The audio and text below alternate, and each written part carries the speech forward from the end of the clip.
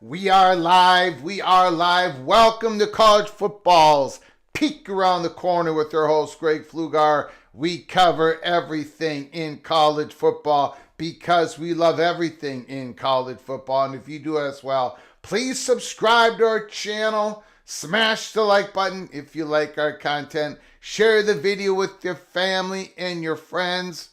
If you want to help support this channel through a donation, hit the $sign where you make a comment, and I'll get to you super chat as quick as I possibly can. Welcome everybody into the studio that sits on the corner of Keith Jackson Parkway and Kurt Gowdy Avenue. Do not be afraid. Do not be afraid to become a legend with your comments and with your phone calls later in the show. Welcome all. A Sunday, lazy afternoon, early evening for some of you. We're going to be talking a little bit of college football. We're just going to go through some of the win totals that have been showing up in Vegas. So we're going to go to our own, not really, but our own make-believe sportsbook called Any Given Saturday here in Heisman City. We're going to be looking at some of the win totals. And again, I'm going to give you my thoughts. You give me your thoughts. It's March. It's our first live show in March. A lot of things are going to be happening in March. And we're going to be talking some college football in March, but there are going to be other bigger things going on in March in college football. when it comes to meetings among the Power Four conferences and the college football playoffs and governance. But we are going to sprinkle in what we think is going to happen. We're going to be talking about these teams for the 2025 season. That's what this show is about. I don't think it's going to go on very long tonight unless you all have a lot of phone calls. You got a lot of things to talk about in college football. I get it. I get it. Charlie Atwood, hockey, nitwit, Penn State hockey. I get it. I see it. I have put it on my Twitter account. I've talked about it. Penn State's going to be a problem. Penn State, not for Penn State fans, but for the rest of us. The Penn State Nittany Lions hockey, men's hockey program is on on a big time roll. I don't know. I think it might be difficult for me to find my tweet. Hold on. I had a couple of Penn State Nittany Lions tweets as of late.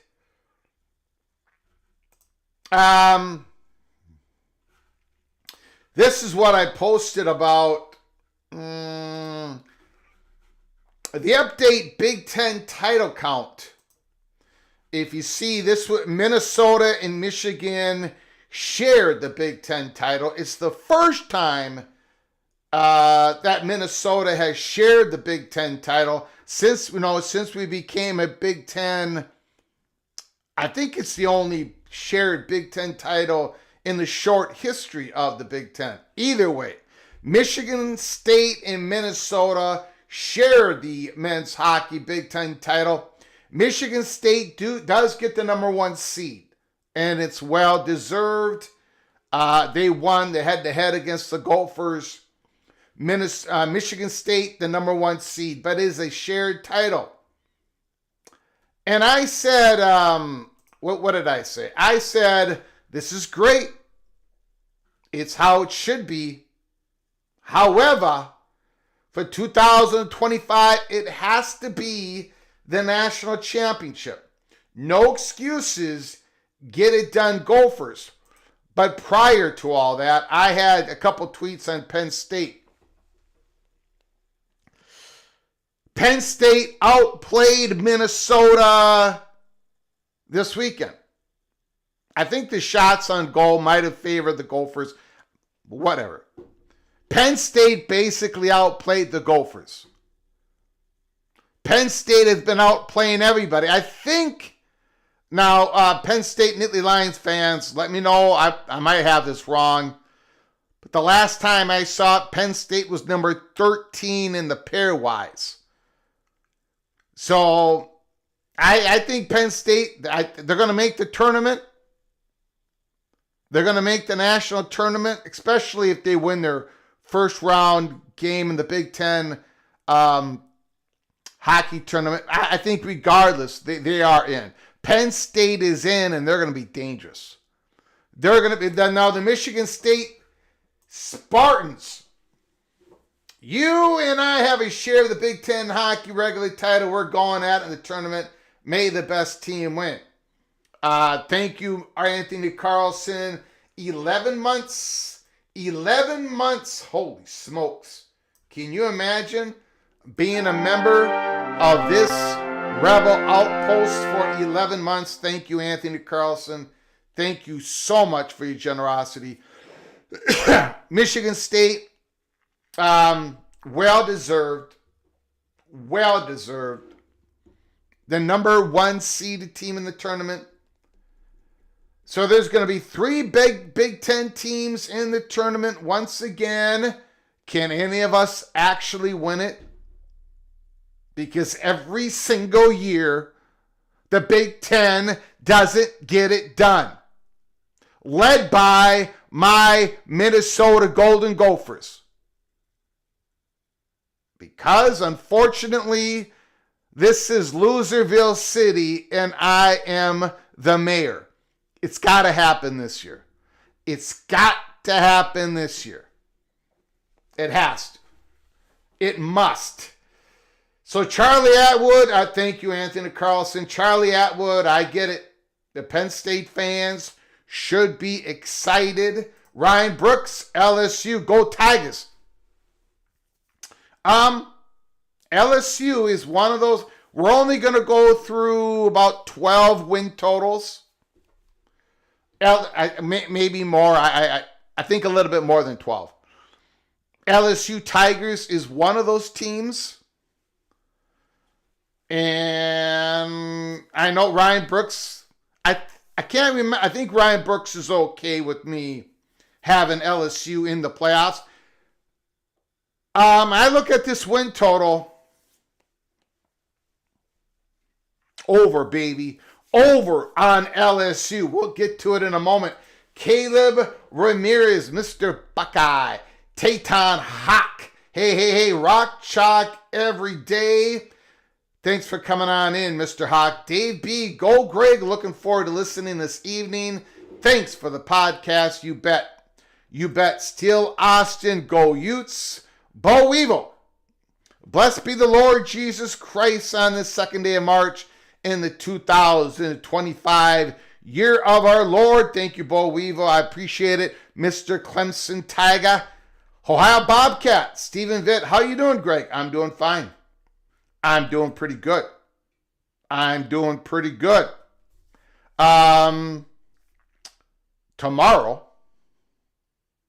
Tomorrow morning, early tomorrow morning, the little general will get on an airplane and visit her family.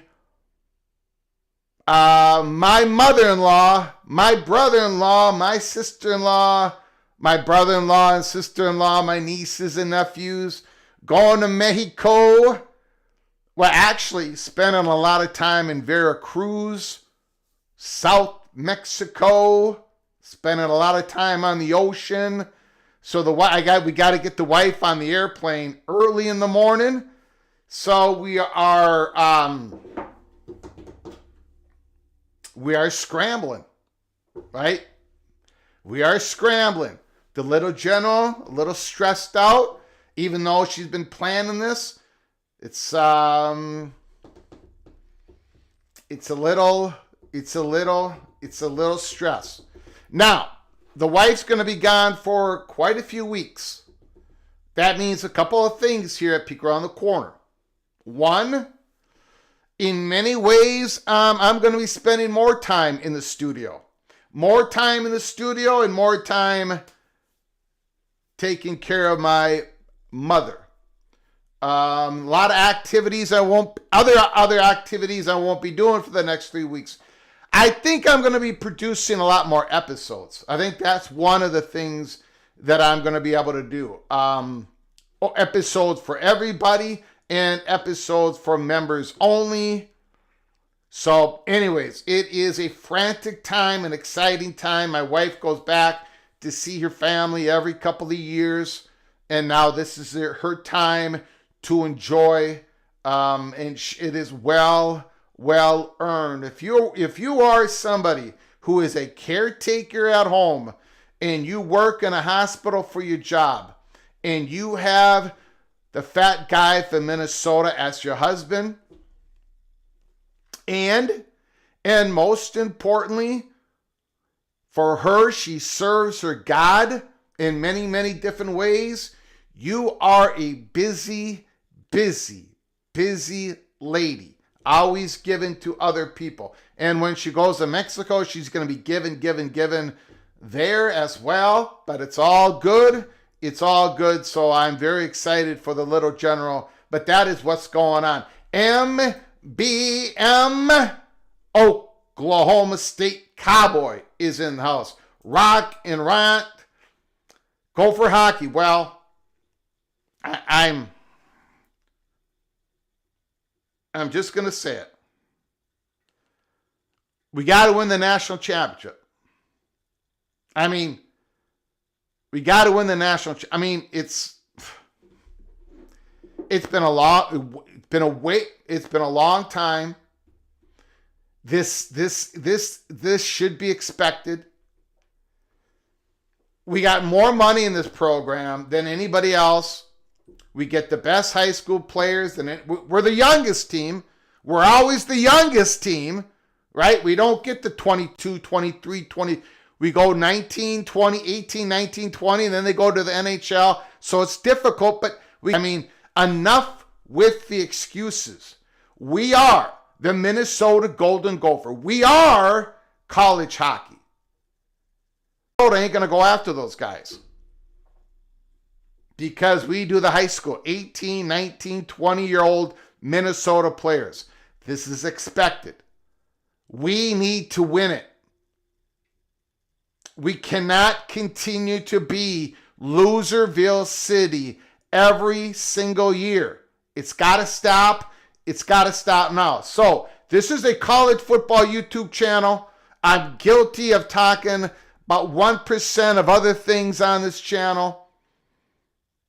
UFOs and college hockey.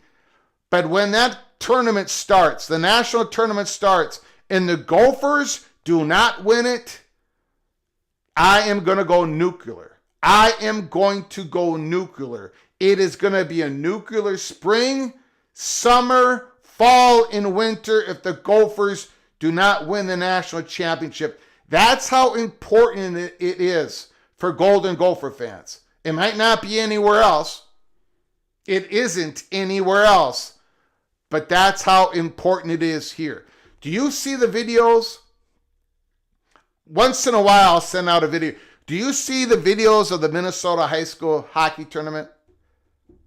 Do you see all these arenas packed? And then when there's a winner, it's electrifying. This state is odd. It's unique. It's hockey. It's the state of hockey. No question about it. We don't need Canada to be state 51. We are Canada, for God's sake. Right here in Minnesota. Go Gophers. Let's get it done. Okay. Enough of my rambling. Ryan Brooks, 10.5. Is that their win total? We'll check it out. Kansas, 7.5. And I'm hammering the over. Wow.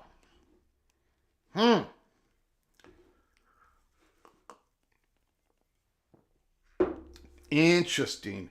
No sun and fun for the fat guy from Minnesota. Now,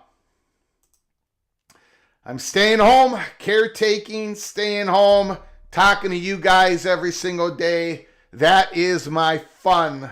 That is, now, it's probably a little bit warmer in Mexico than Minnesota. It's been pretty good in Minnesota lately here. Where they're going in Veracruz, it's going to be in the 90s, 80s and 90s. So that's going to be hot, hot, hot. I'm sure we're getting buffering issues. Yeah, not good. Not good. Nothing is, that last, I don't want to think about it. Last year's playoffs, hockey playoffs, it's been a long time. This has got to be the year. If it doesn't happen this year, my goodness, I am going to be absolutely demoralized. Okay, let's get to the win totals here. Thank you for everybody for joining us. Let me see if I can clear up some of the buffering issues. If you're getting buffering issues, hold on one second here. Let me switch this.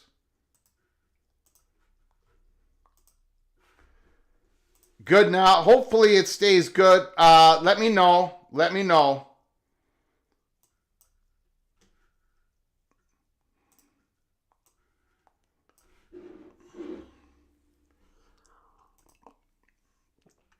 Yeah.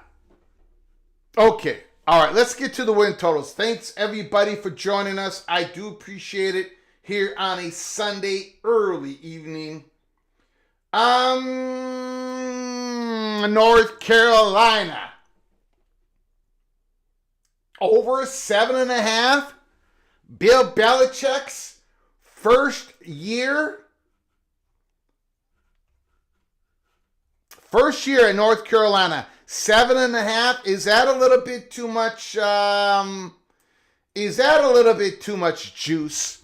I mean, is that a little bit too high? Come on. Is that the Belichick factor? Is Vegas putting it at 7.5? Just because there's going to be more money possibly put on the Tar Heels. They start the season against the Horned Frogs. Tough game in Chapel Hill. Charlotte, Richmond, UCF.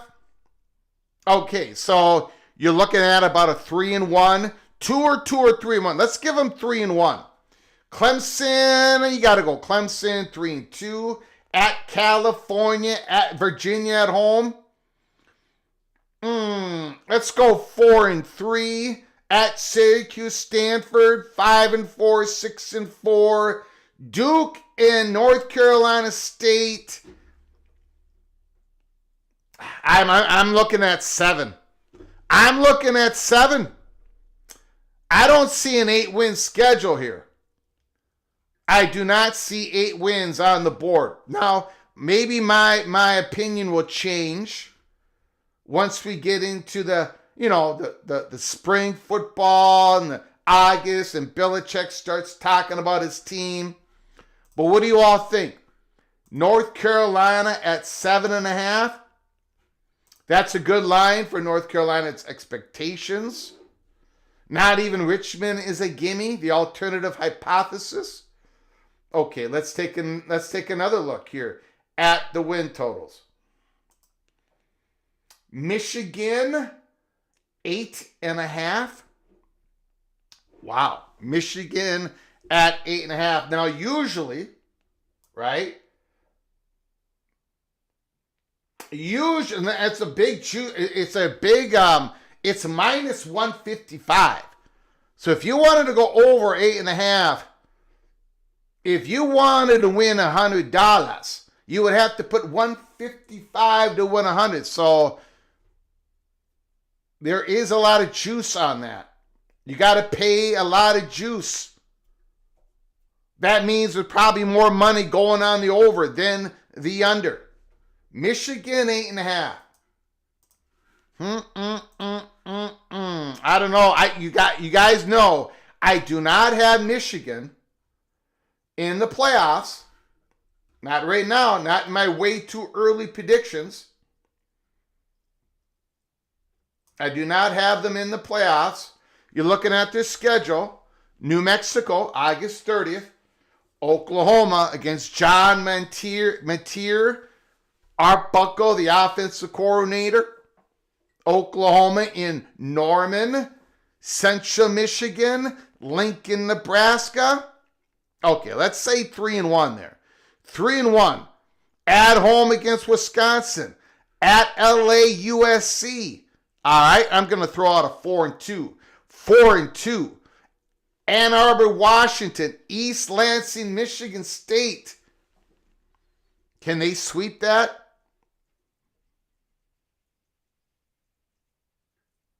Purdue, Northwestern. That's at least 3 wins there. So we're looking at 3-1, 4-2, 7-3 at least. Maryland gets their 8th win. The Buckeyes. It is Maryland, Northwestern, Purdue. Wow, they've got a patch of games here before they play the Buckeyes.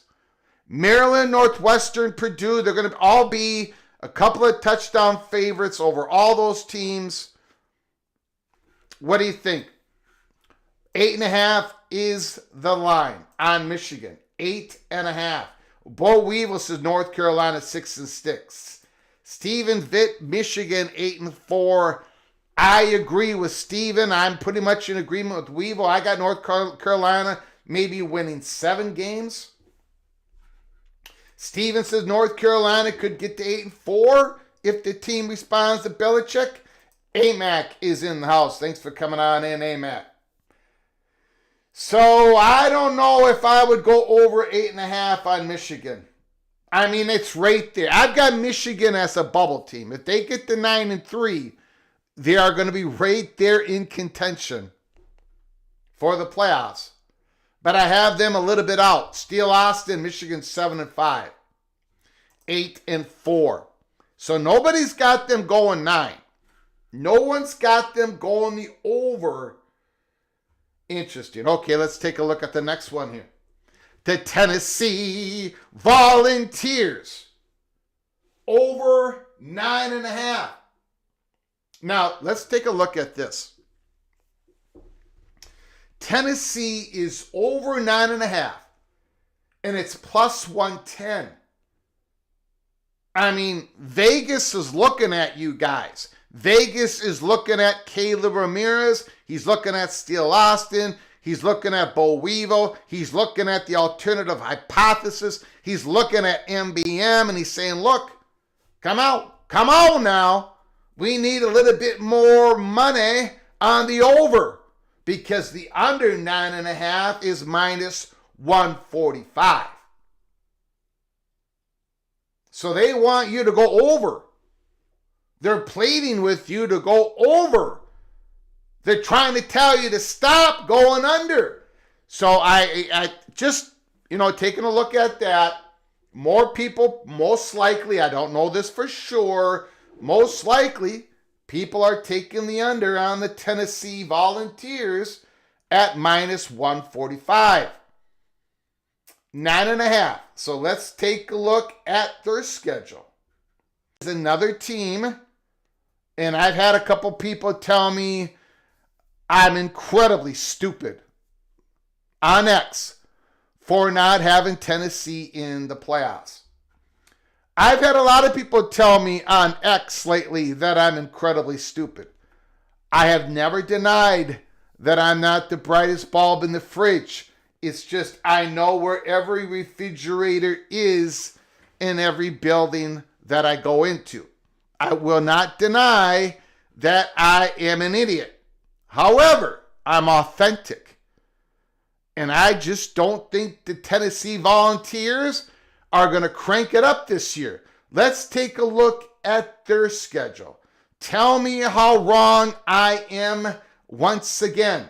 Syracuse at Mercedes-Benz.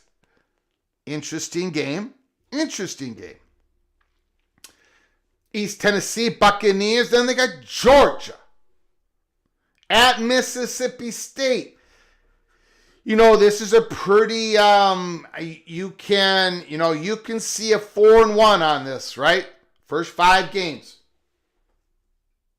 Some of you who may be true believers, maybe even going 5-0, but a 4-1, right? Then they got a home game at Arkansas after the bye. They go to Alabama. They go to Kentucky. Oklahoma's at home. This is the game. Tennessee at Florida. We know history will tell us that Tennessee does not beat the Gators in Gainesville. So if you're looking at that Florida game, if you're looking at that Alabama game, if you're looking at that Georgia game, and then you might throw in an Oklahoma game, 9.5 is the spread. 9.5. Again, maybe my opinion will change on Tennessee. It very well could. But last year, I saw an offensive line that completely struggled. I saw a running back, Sampson, who made most of his yards. He's going to the NFL. I saw Nico running for his life. I got to see some I got to see some development out of the O-line, and hopefully that will shine on through to Nico. I got to see it because Tennessee struggled in games that they should not have struggled in because they could not contain the pass rush, and they were relying too much on Sampson breaking all the tackles. The defense got better. Tennessee Volunteers defense is better. But the line, again, 9.5. Holy smokes. Any no less for Tennessee. I'm not a huge believer in Nico. Mick Stevens, go Frogs. Go Frogs. Josh Hoover, Steel Austin. Tough schedule for the Vols. Still is going 8-4. Okay. Now let's take, whoops, I don't want to go there yet. My apologies. The Miami Hurricanes. Over 9.5. Over 9.5. Now let's take a look at the juice. It resembles Tennessee. The over is plus 110. Okay?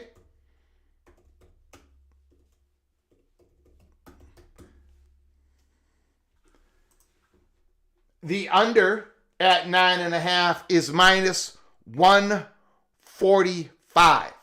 145.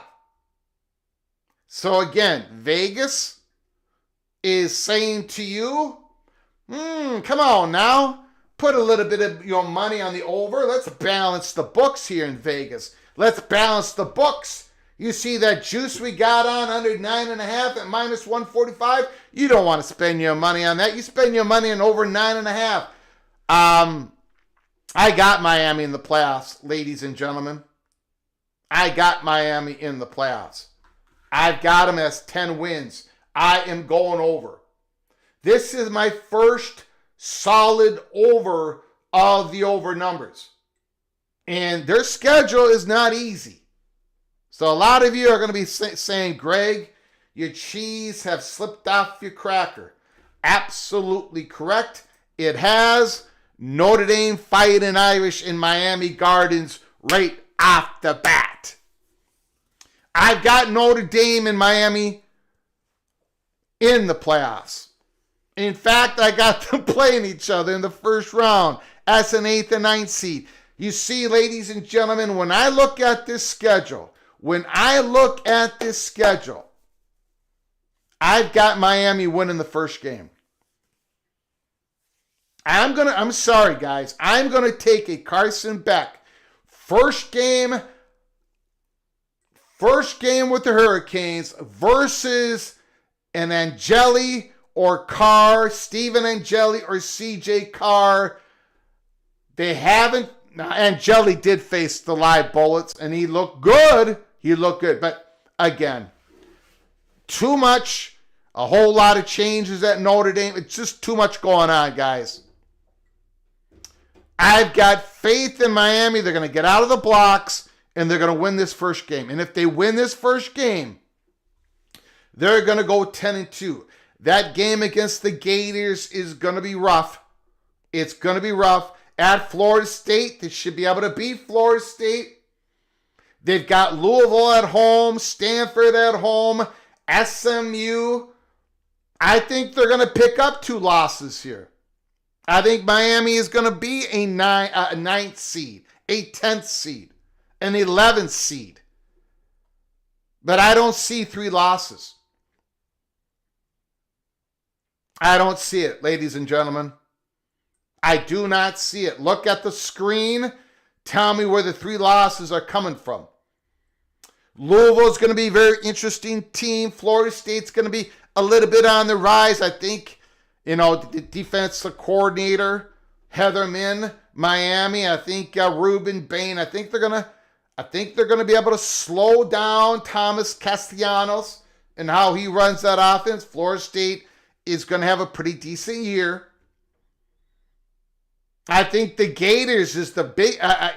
They could lose they're going to lose a couple. It could be the Florida Gators early on. But I think they're going to beat the Irish. I think Miami is going over. Tell me how crazy I am. Hamas Hero has Michigan 0-12. Don't know about that. Steven Vitt, Miami, Florida, 9-3 bubble team for the college football playoff. Still Austin's got Miami at 10-2. The Alternative Hypothesis, 9-3. The Observer, what's up, y'all? SEC fan here. Thanks for coming on in. If they could get past Notre Dame in the opener, Miami is a college football team. If not, I doubt it. Ooh, Hamas Heroes got a lot riding on that first game. A lot riding. Nittany 89 is in the house. Rock and Rant, Miami 9-3, maybe 10-2. I've got 10-2. I think they're going to squeeze in. Weekend of hockey, we've talked about it. Talked about it at the very beginning of the show. Penn State hockey is going to cause some problems. I have watched enough college hockey in my life. When a team is playing this good, this hot, for this long, they're going to be a problem. Penn State's going to go into the national tournament as the third Big Ten team, but they've got a shot. They got a shot to win the whole thing. They outplayed the Gophers this weekend. They are coming. No question about it. But beyond that, it don't matter. It doesn't matter. No excuses. Gophers, you got to win it all. It don't matter. It don't matter. You got to win it all. National championship or bust. That's the way it is. That's the way it is. When you spend that much money on that program, and you should, you have to, or the pitchforks would be coming out, you got to win it all. Let's see that defense last year. Everyone said the same. Well, they're going to be better on defense. They are. They're going to be much better on defense. A more balanced team is coming to Miami. Okay. Did I get it? No. The Florida Gators. Oh, boy. You guys know what I'm going to do with this, right? You all know what I'm going to do with this over and under. Look, I went under in North Carolina. I went under in Michigan. Just barely. I went under in Tennessee. Just barely. But I'm going under. I'm going over on Miami. And I'm going over on the Florida Gators. Now, it's not going to be much over. I see they might not have the difficult schedule like they had last year, but they've got losses on here. Whoops, sorry about that. They've got losses on here. They've got at LSU, at Miami. Oh, boy. Oh, boy. At LSU and at Miami. Now, again,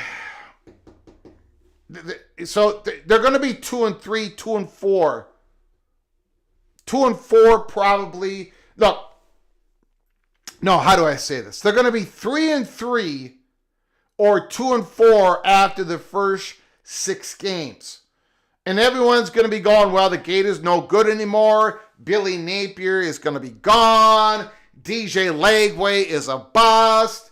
Wilson, the wide receiver, can't get it going once again. Maybe he's all nicked up, whatever. Eugene Wilson.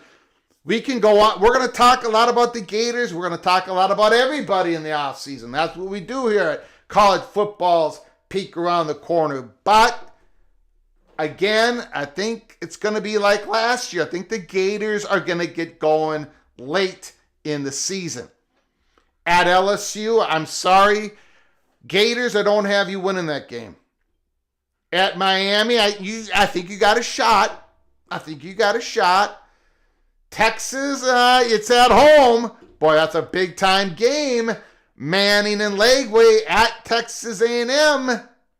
But then you got Mississippi State, Kentucky, and I'm sorry, but I've got them beating Ole Miss.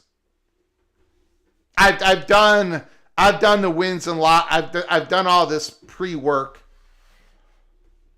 I've got the Gators finishing ahead of Ole Miss in 2025. You all been watching the NFL combines. You've been watching Jackson Dart. Phenomenal. Phenomenal talent. Phenomenal talent. You gotta give the head coach of Ole Miss credit. I mean, he gets talent and he develops it. But until I see the Rebels become a physical football team because they are soft, the head coach is soft, and until I see differently, sorry, Rebel fans, I got the Gators, who are a physical team now. I think they're going to beat the Rebels in Vaught Hemingway Stadium in Oxford, Mississippi. So, having said that, and I've got them beating the Volunteers, I think they will. It's one of those losses I think Tennessee's going to get. 1, 2, 3, 4, 5, 6. I've got 7 wins at least. 7 wins. I am going over. I am going over on the Gators. So the first list of games, I'm going under on North Carolina. Belichick probably will prove me wrong. I'm going under on the Tar Heels, under on Michigan, 8-4, 9-3. That's the toughest one. Michigan, of all the first ones listed, I can see Michigan going 9-3, guys. That is a tough one. Tennessee, I'm going under. Miami, I'm going over. The Florida Gators, I am going over. Let's see, look at the comments here. Florida's had a brutal schedule the last couple of years. Hummus here. The Gophers will be solid, but Jeremiah Smith will put up 2 bills on them. That's not happening. Hummus Hero, you have not heard the breaking news. The fat guy from Minnesota has been invited to Huntington Bank Stadium to give a lesson to the Gophers secondary to clutch and grab, man press up at the line of scrimmage. We are going to wear Jeremiah Smith out.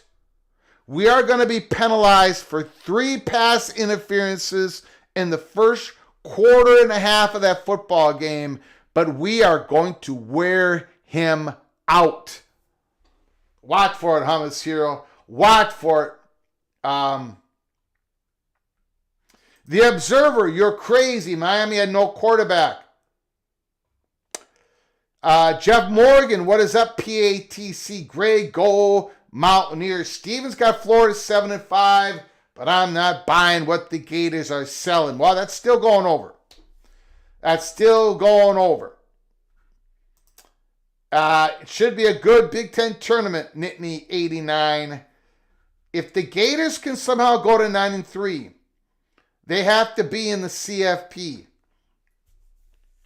Now, it would depend on who they lost to, right? You can't lose to Kentucky. You can't, your losses have to be at the top of the SEC, near the top, middle to the top. You can't have 2 bad losses. If you're going 9-3, 2 of those losses can't be bad, I think. As a Georgia fan, I have observed Florida for 53 years. Maybe non-biased just this once. Florida really, really sucks. Hummus here. I think that schedule is even harder than last season, somehow. Best arm shoulder ever. Jeff George, Dan Pastorini. John Elway, Marino.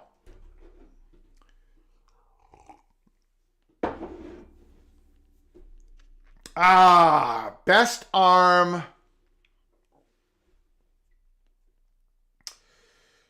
Woo!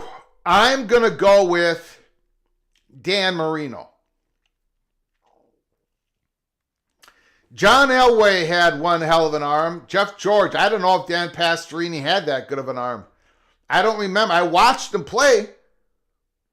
And we're talking Dan Pastorini of the the Houston Oilers, I do not remember that good of an arm. Jeff George had a good quick release. Dan Marino had a good quick release and a strong arm.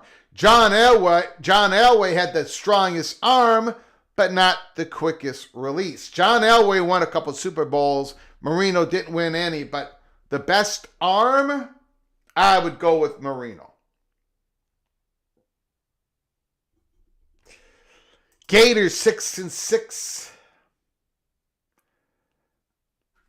I brought it up because of Dart. Yeah, Dart has an arm. Clutch and grab. You sure you're not a Big Ten defensive coordinator? I'm not. I'm a fat guy from Minnesota, and that's how I defended people.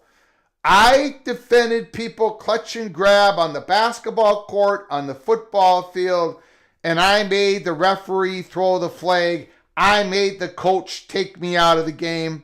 My whole theory on playing basketball, and I would tell my friends this every time we went on the basketball court, I said, rest on defense. Rest on defense. Warren Moon's accuracy was incredible. Now, that was back in the day where you could clutch and grab. So you could grab the receiver until the ball was in the air. So you cannot take the completion percentages of quarterbacks back in the 60s, 70s, 80s, and 90s and compare them to today. Today's a completely different football game. So you can't measure the completion percentages when measuring accuracy, in my opinion. Warren Moon was incredibly accurate. Unbelievably accurate. The Elway cross, imprint the point of the ball left in the flesh of the receiver.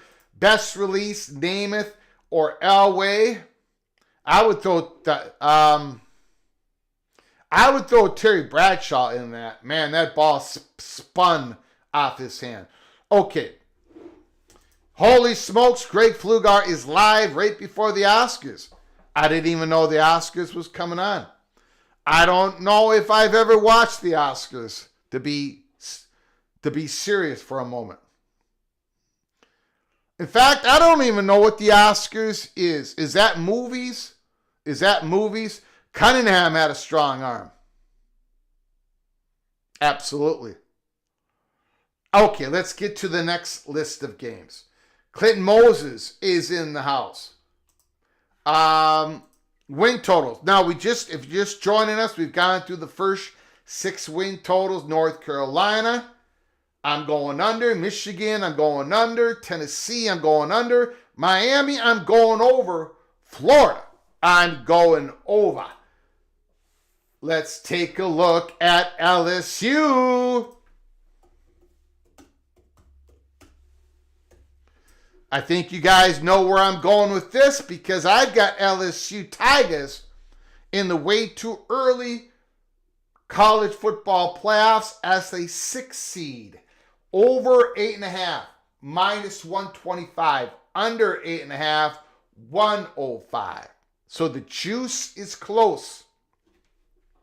Over 8.5. Well, I've got them going over 8.5. I'm feeling pretty good about this. But not that first game.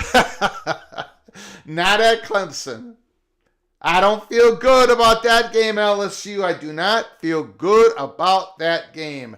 But the rest of the games after the Florida Gators, or most of them, I feel real good.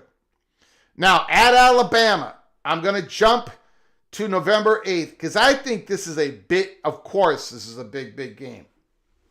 But when I was doing my way too early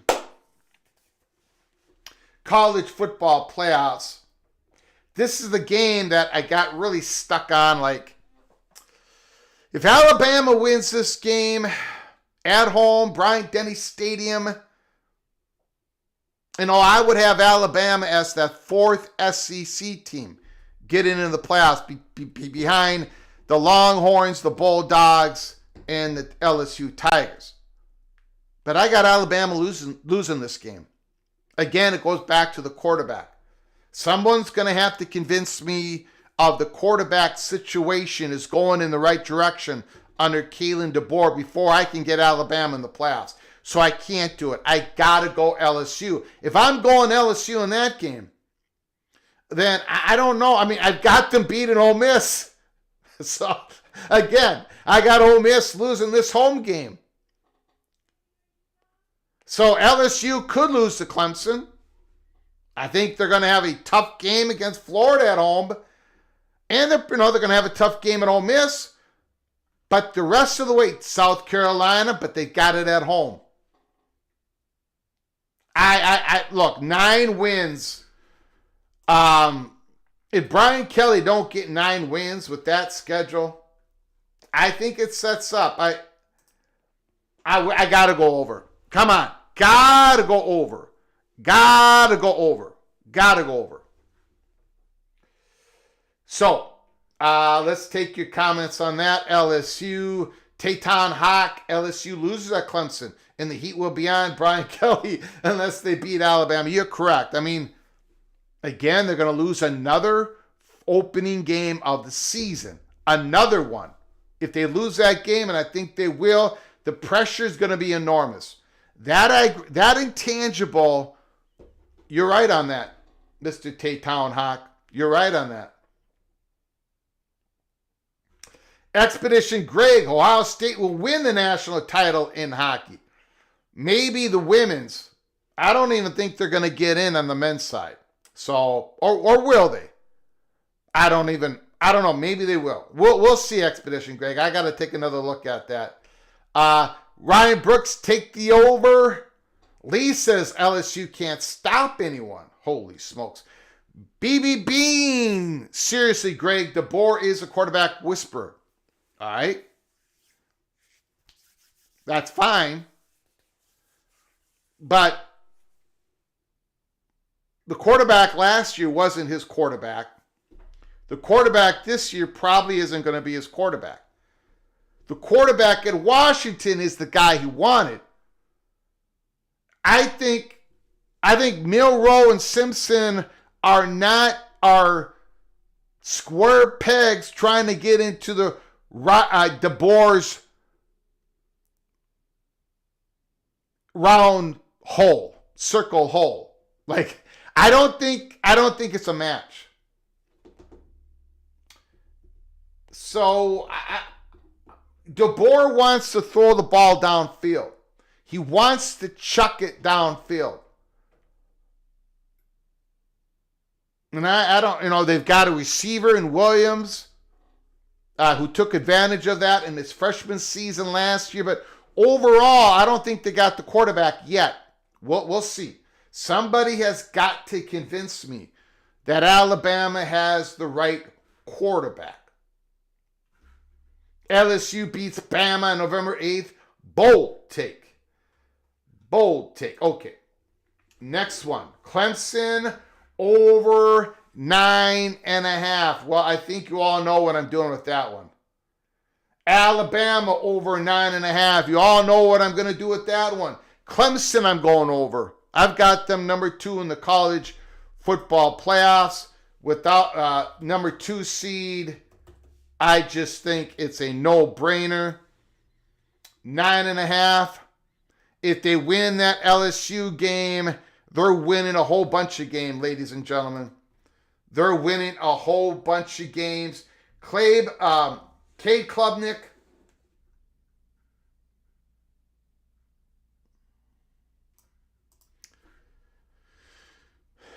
I think Clemson is going to just roll this season. Here is the schedule. South Carolina game, of course, going to be a tough one. That's at Williams-Brice Stadium, Columbia, South Carolina. They're going to have to go on the road to Louisville, Florida State, Duke, SMU, at North Carolina. But Cade Klubnik, Antonio Williams, Bryant Wesco, Sammy Brown. Clemson is absolutely loaded, ready to go. So I got them going over without a doubt. Over at 9.5. And then we take a look at Alabama. Taking a look at Alabama's schedule. First of all, it is win total Alabama over 9.5 at minus 130. Under 9.5 plus 130 over 9.5. So they want you to go over. They want you to take the over. More money is going on the under at 9.5, and I'm going to be one of those guys going under at 9.5. No question about it. I don't see 10 wins here. At Florida State, I think that's going to be a tough one for the Seminoles to win, but I give Florida State a fighting chance. Wisconsin, Georgia, at South Carolina, at Missouri. They play LSU, at Auburn. And, of course, they got the game back with the Vanderbilt after losing to Vanderbilt last year in Nashville.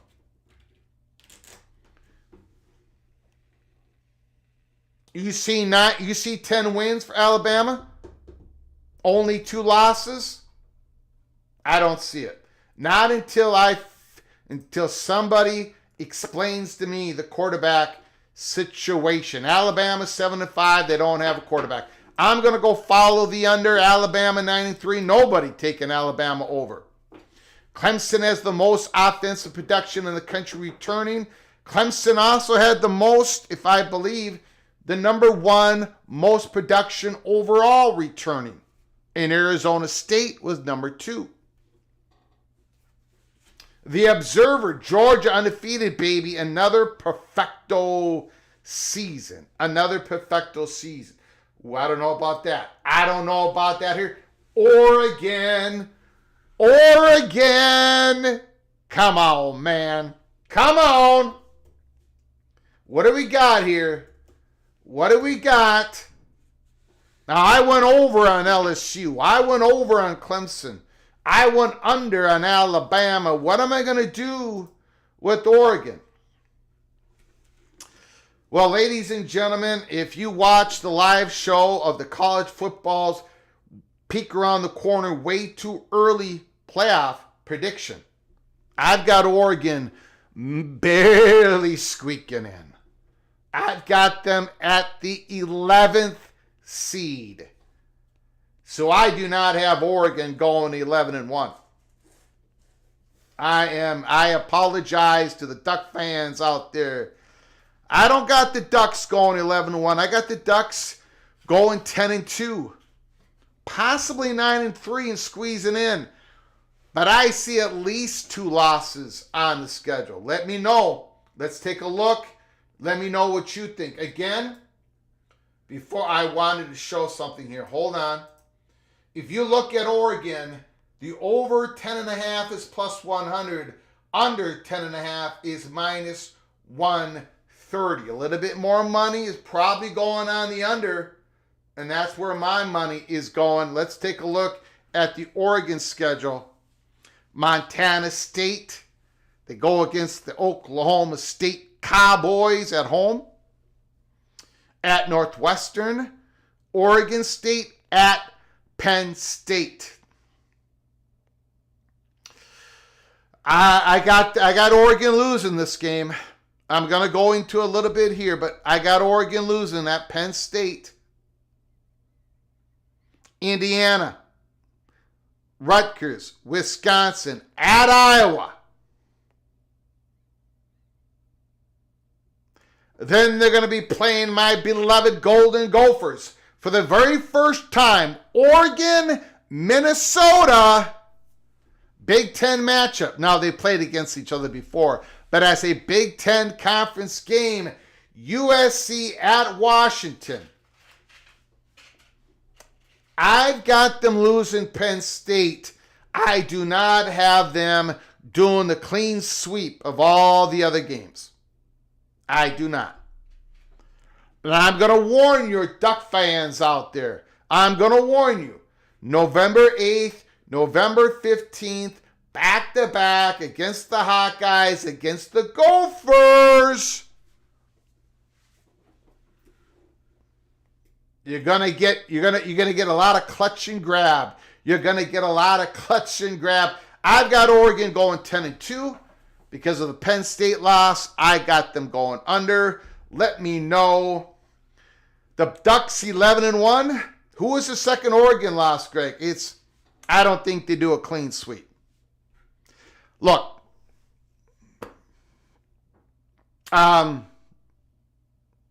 Oregon, great football team last year.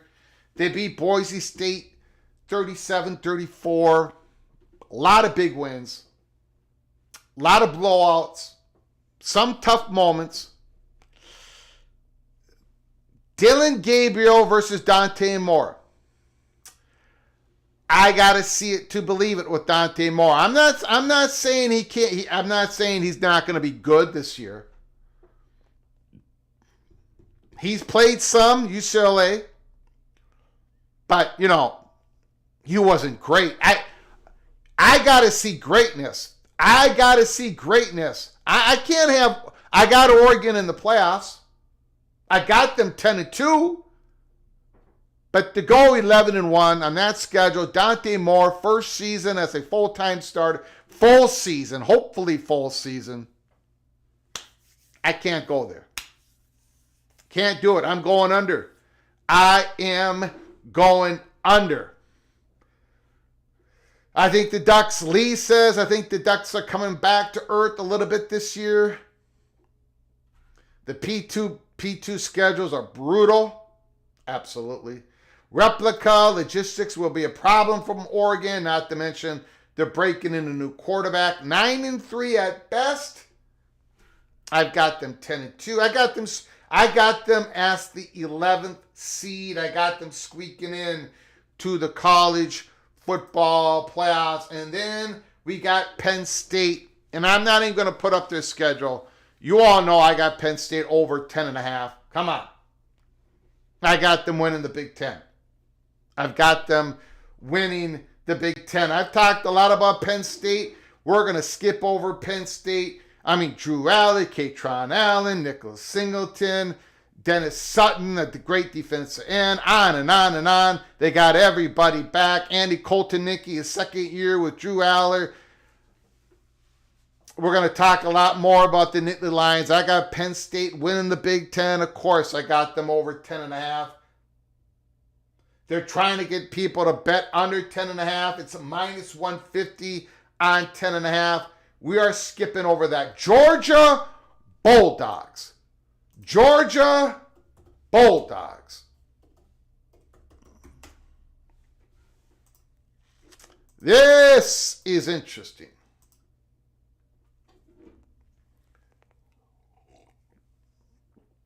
Over 9.5. Boy, this is so interesting. Over 9.5. Under 9.5. It's minus 145 on the over. Under 9.5 at plus 110. So the more money is going over on Georgia. They don't want to put that thing up to 10.5 or 10 for the line. They want to keep it at 9.5. I think that juice is going to go up higher. Gunnar Stockton. Let's take a look at Georgia's football schedule. How much do you believe in Gunnar Stockton? Did you see enough in Mr. Stockton from last year? Marshall Austin P at Tennessee. Alabama game is at home after a bye. After a bye. Kentucky, Auburn, Ole Miss.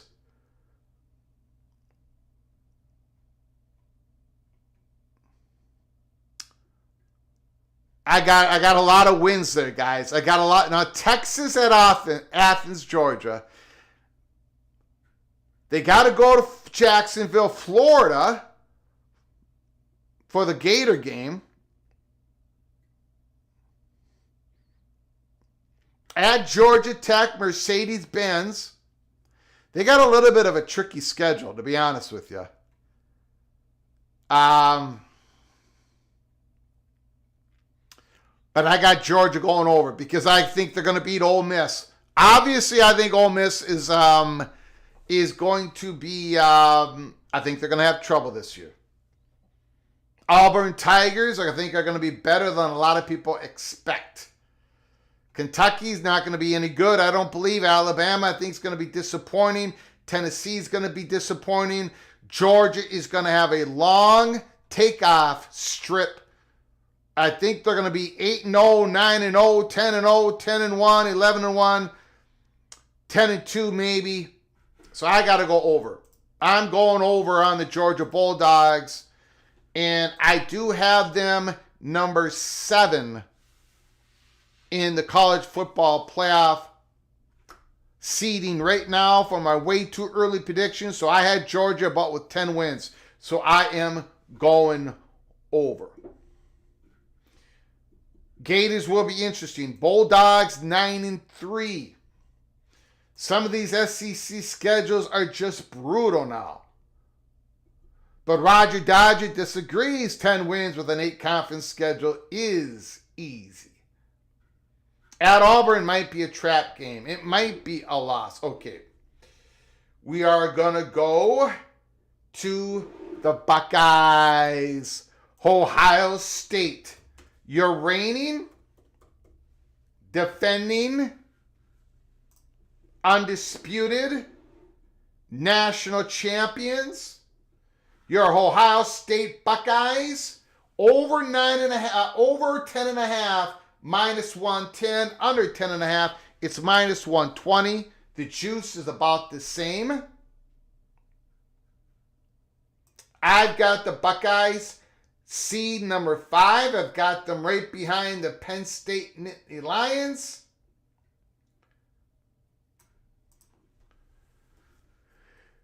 And of course, it comes down to that game in Columbus, Ohio, against the Longhorns. Because if you go further on here, I've got them losing to the Penn State Nittany Lions. And that is their only loss in the season. Now, I got the Buckeyes beating the Gophers 26-25. Just the same score that Penn State beat the Gophers last year. Yes, the Gophers are going to put a scare into the defending champions. But back to reality. The Longhorn game, to me, is the difference between over or under on the Buckeyes. Manning against Julian Sayin or who or somebody else. So 11-1 or 10-2. 11-1 or 10-2. Now the Buckeye fans think they're going 12-0. And they're going to beat Michigan this year. They're going to beat Michigan this year.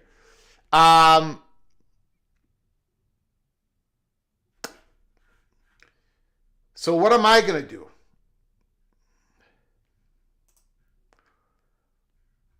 Whoops. What am I going to do with the Buckeyes?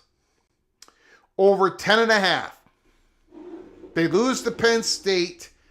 Do they lose to Texas at home at the beginning of the season? Yes, they do.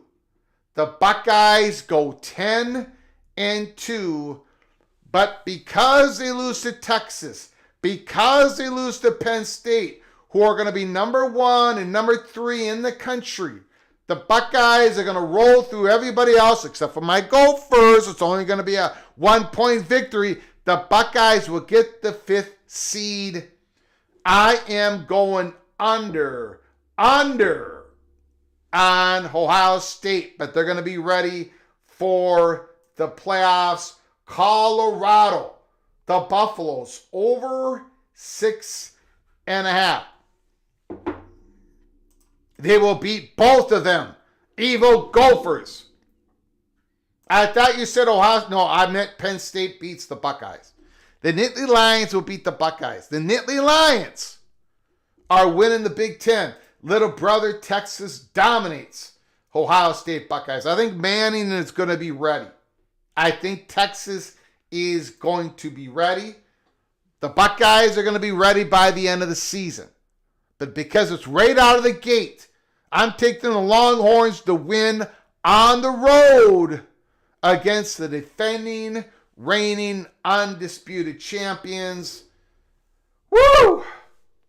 But the Buckeyes are going to be great this year. No question about it. Okay, let's do the Colorado Buffaloes. Colorado Buffalo. Now this is, I don't even know where to begin on this. I don't know. This is the one I really don't have a clue, because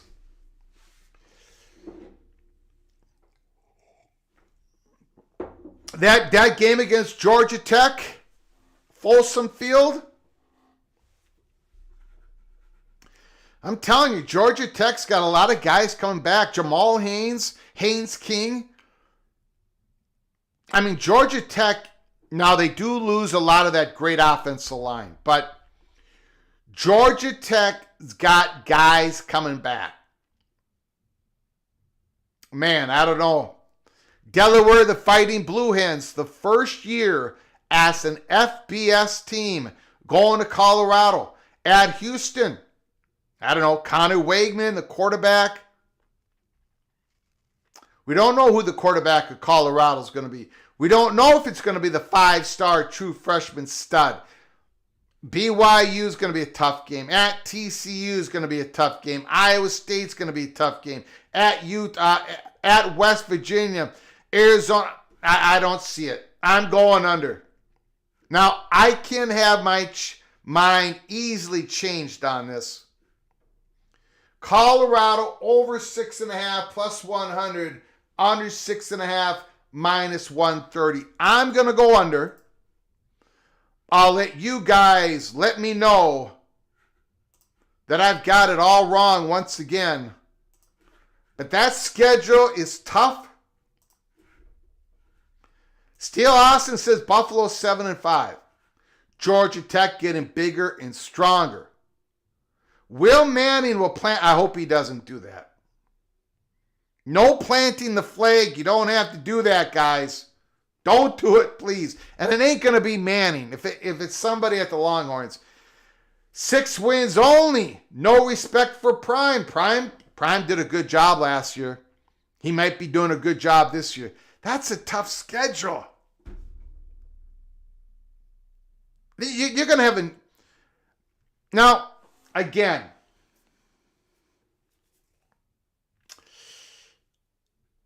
who do they play first? Georgia Tech. All right, so you got Georgia Tech. Folsom Field, August 30th. Wow, that's an interesting game. I mean, you'll say, okay, so you look at that game, and you've got the tough, gritty Haynes King, but you also got the guy on the other side of the football field. You've got a quarterback. I'm not sure if he's going to be their QB1. He probably is. You've got a quarterback who's electrified, who's been brilliant with Liberty, Caden Salter. So, I don't know, man. You know what? And, Colorado had a whole lot of issues on the O-line 2 years ago. A little bit better last year. Caden Salter is like your Thomas Castellanos, like your Haynes King. He can get out of pressure. He can get out of her. He can make some yardage. Caden Salter, Haynes King.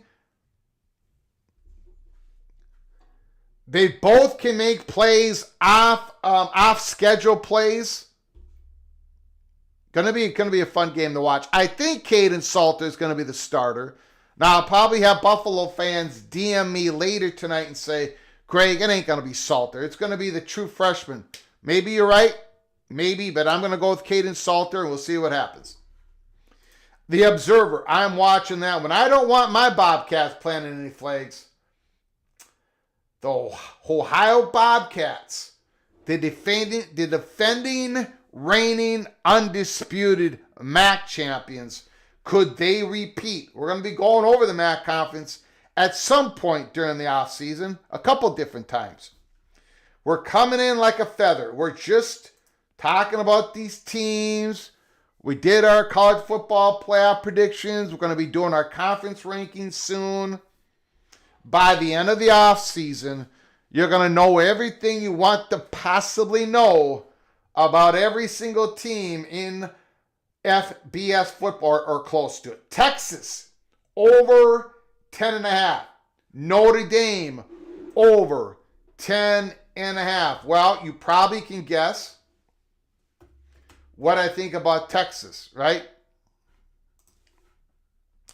The Notre Dame one, we're going to hit the Notre Dame one is probably the toughest one when it comes to the over-under number. But we'll get to that in a second.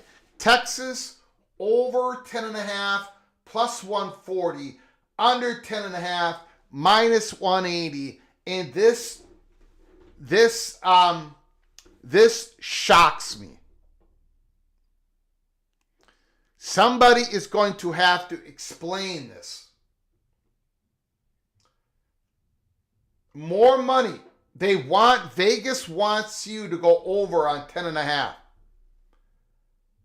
They want you to go over 10.5 on the Longhorns. They don't want you to go under. They've got enough money on that side of the ledger. They've got the juice all the way up to minus 180. My question is why? It's because of that Buckeye game at the beginning of the season? It must be. The Longhorns, woo! I'm already the most unpopular college football YouTube host in the country.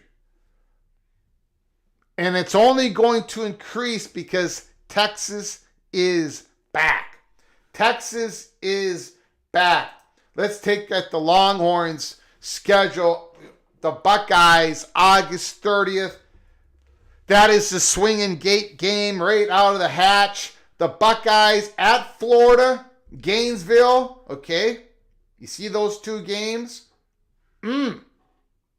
Oklahoma, Dallas, Texas. We know about that game. Kentucky at Mississippi, Vanderbilt. Boy, that is a stretch of games. And then you got the bye week. That is a perfect stretch of games. The perfect location for that Georgia Bulldog game at Athens, Georgia for the Longhorns.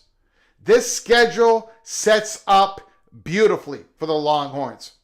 You've got an off week before you go to Gainesville, Florida to go against the Gators. You got an off week before you go to Athens, Georgia to play the Georgia Bulldogs.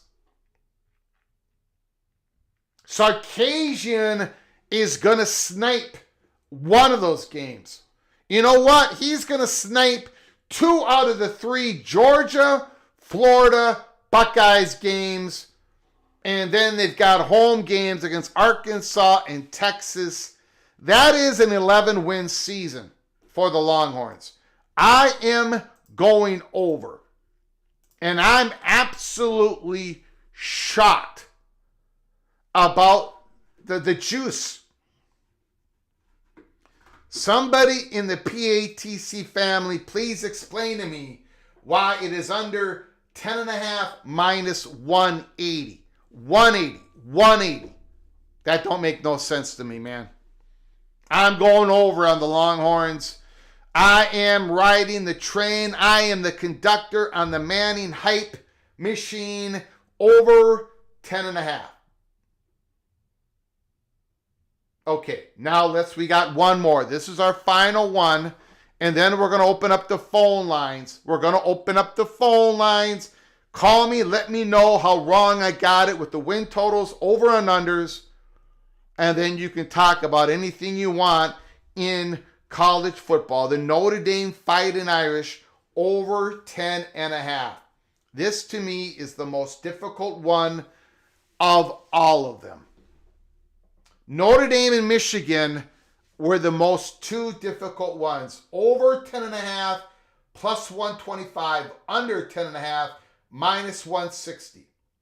A lot of people are going under. I've got Notre Dame as the 8th seed in the playoffs. Look at this schedule. It is a little bit more tricky than the one of last year for Notre Dame. They started off again at Miami, and then they get an off week. A terrible spot to have an off week after your first game. This ain't going to help you. Now you've got a 6-game stretch, and then an off week. Then a 5-game stretch. You've got 5 games, and then you play USC. That's not... let's take a look at USC here. Hold on. USC... Yeah, USC... They play Notre... Wait, this ain't right. Is it?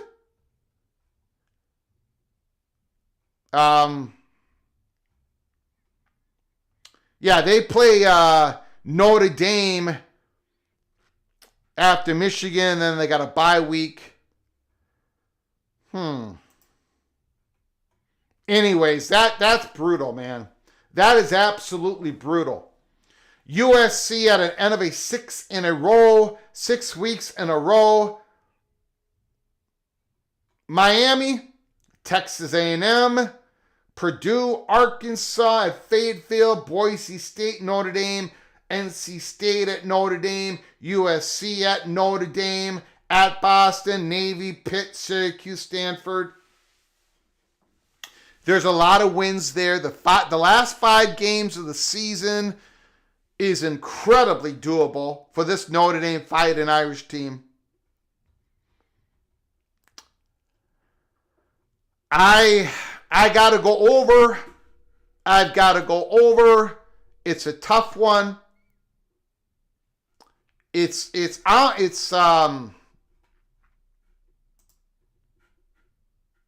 over 10.5. No, I'm going under. I'm sorry. I'm going under. I've got them 10-2. I've got them 10-2. I'm sorry. I've got them 10-2 going under. That USC game is going to be brutal. It's going to be tough after 5 games in a row. Start the season, Miami. I've got them losing that game, as I said earlier. And they're going to, if they, there's got to be another loss in there somewhere. They're not going to win 11 games. But it's close. I'm going under. Okay, let me know what you think in the comments section, and we are going to take your phone calls. I'm going to go quickly through what I predicted here in the win totals. North Carolina, I've got it going under 7.5. I've got Michigan just under 8.5. That's a tough one.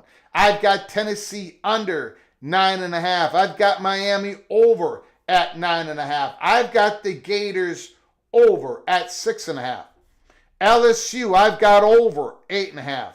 Clemson, I got over 9.5. Alabama, I've got under 9.5. Oregon, I've got under 10.5. Penn State, I got over 10.5. Georgia, I got over 9.5. Ohio State, I got under 10-2. But still number 5 in the nation, I got under 10.5. Colorado, boy, it's a tough one. I am going to go under. Texas, over 10.5. Notre Dame, under 10.5. Those are my predictions.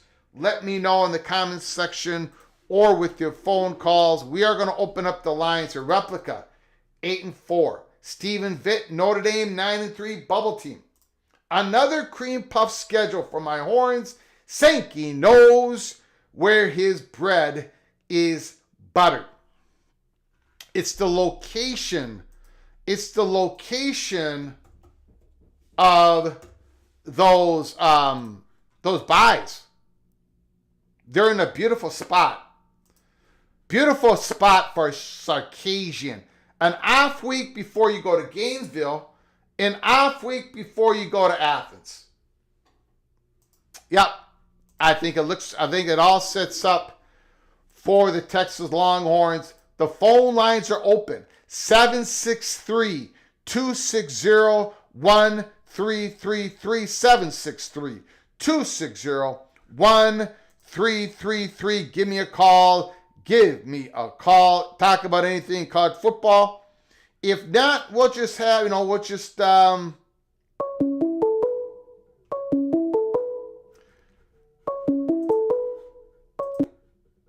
from Rick is on the line. The floor is yours. Hey, good Sunday afternoon. Yeah, good. It is a good one. I appreciate your phone call, my man. By my calculations, half of your selections were correct, and the other half weren't. Well, I would be happy with the 50% winning percentage, because my winning percentage has been below 50% the last 3 years, as you all well know.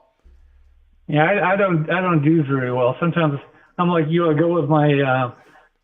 I think I have the answer, and that's the problem. Yes. Yeah. Hey, let's play a little game.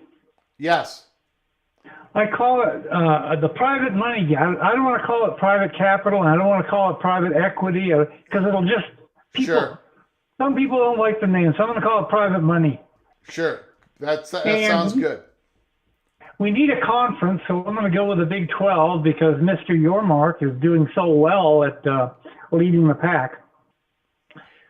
So in this game, Mr. Yormark secures a private money deal with Red, White, and Blue Bird, and I'm trying to come up with a number that he lands for the Big 12 conference. So I've come up with $320 million. Are you happy with that, or do you want to double it or cut it in half? Is that about right? Too much, or what's this $320 million? Brett Yormark's deal with Red, White, and Blue Capital Money. Yeah, 320. I don't know. Enough? I don't know if it's too much. It depends on what is going on here. I'll double it if you feel better. You want to make it. But it ain't about the money. I mean, it is about the money, but it's about what the value. It's about what else is coming to me. If I'm Brett Yormark, what are you offering besides the money? Because I can get money. My institutions can get loans and much. Oh, okay. Well, he's going to get whatever candy he wants along the way. All right. So everybody's going to give him the same amount of candy, but they're not all going to give him the same amount of money. Okay. But how much is that enough money? Is $320 million enough, or do you want to make it $640 million? Let's make it $1.2 billion. Okay, that's. I'm not going to go that high. So we're going to. Well, the deal's off. We're going to compromise at $800 million. Okay, $800 million sounds good. $800 million. Yep. Now, the deal's all done, signed, sealed. Everybody's happy. Mr. Yormark has $800 million, which divided by 16 teams in the conference comes out to $50 million per. Mm-hmm. 50 million times 16, 800 million. Yep. Is Mr. Yormark going to give each team 50 million, or is he going to give each team 25 million and save save $25 million for the Big 12 for school. So is he going to distribute $400 million to each school and save $400 million to the Big 12? Or is all 16 teams going to be given $50 million each?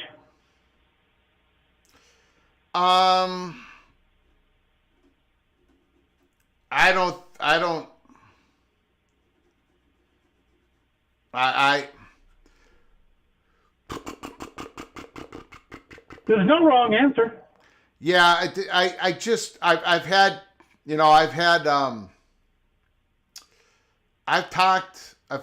many talks about this.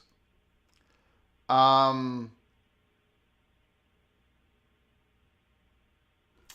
the answer is always the same. We all throw up our hands and say we don't know how it's going to work. Like, okay, we'll go with that. Yeah, I really don't.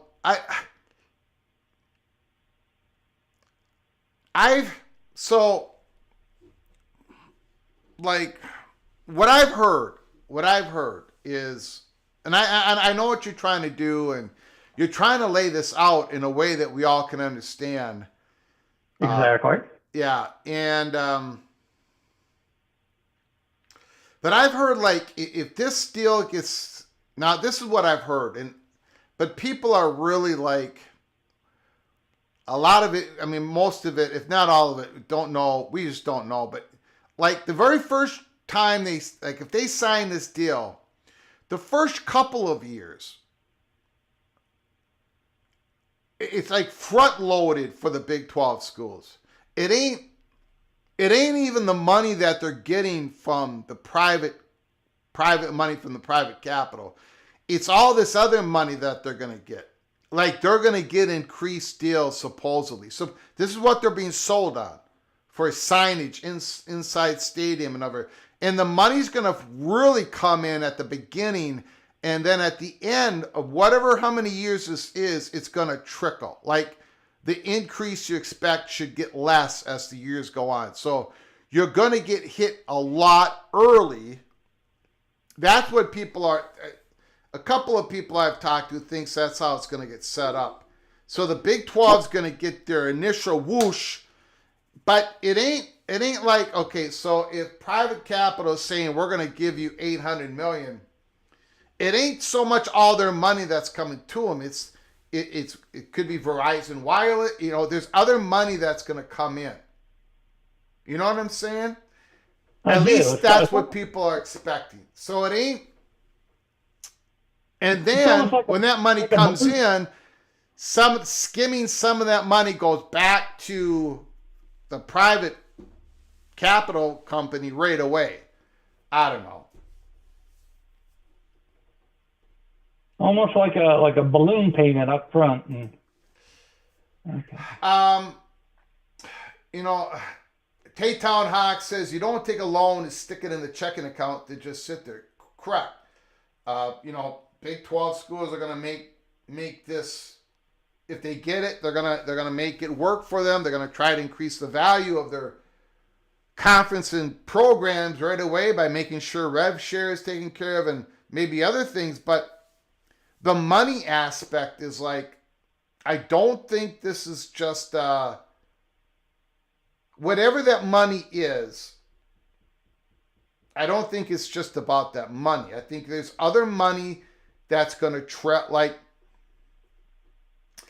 let's say, and I'm just using this as an example, and this might not make any sense because honestly, I don't know this world, okay, Rick? And I think I don't know this world, but like Verizon Wireless, for example, they've got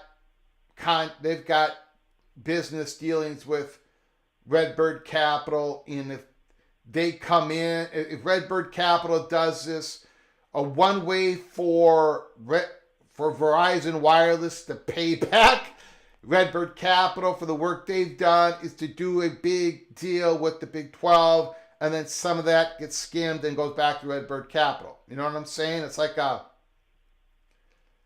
I don't know. Yeah, they're scratching each other's back. Yeah, Ponzi scheme, whatever you want to call it. But so there's going to be supposedly money coming in if the Big 12 does this that is beyond the money that Redbird Capital is directly going to give them. So it's not a. Yeah. It's more of a low. It's a strategic partnership. But anyways, go ahead, sir. Yeah, you're part of a bigger team. Yeah. Because you're having other Redbird clients. Yes. Part of your team. Yes. And you might have future partners.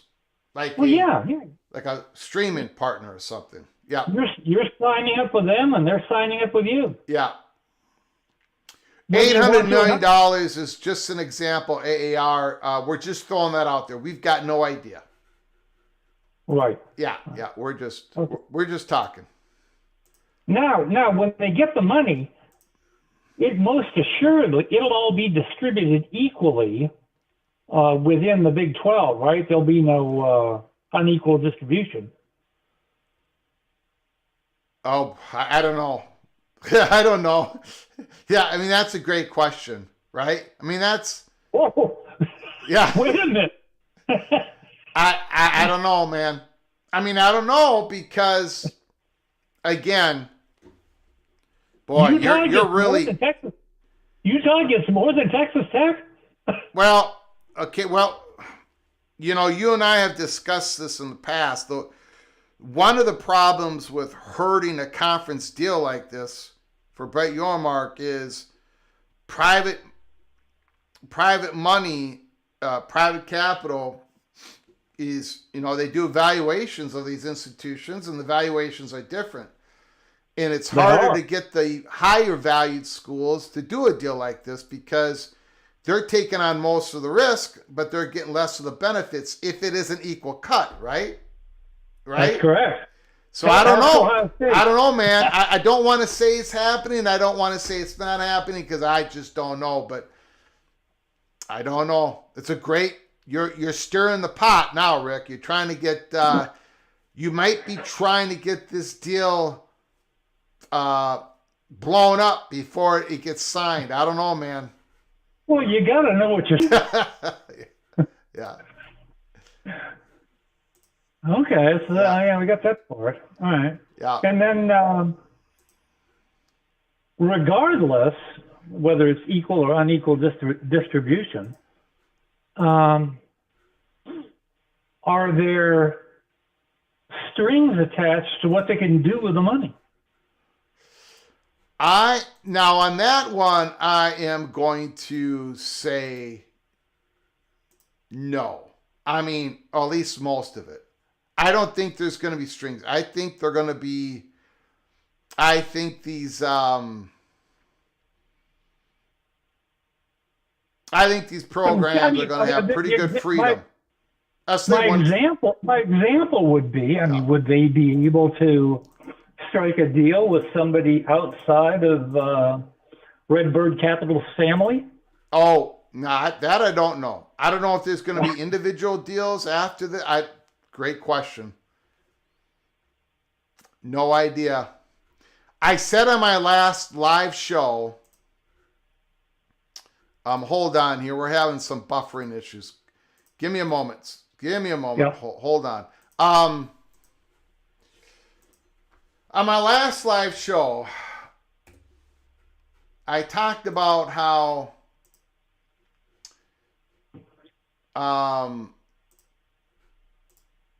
I was told don't completely shut the door down on something happening in the ACC at a school level or the conference level. And, and I've been saying this whole time, they can't do anything because you got two schools suing the conference. You got the conference suing the two schools. And, that's all still real valid, right? But a person told me, Greg, because he watches the show, he's and I can't tell you, it's a person you would recognize the name of, and everyone would in this chat room. the thing is, even though this person,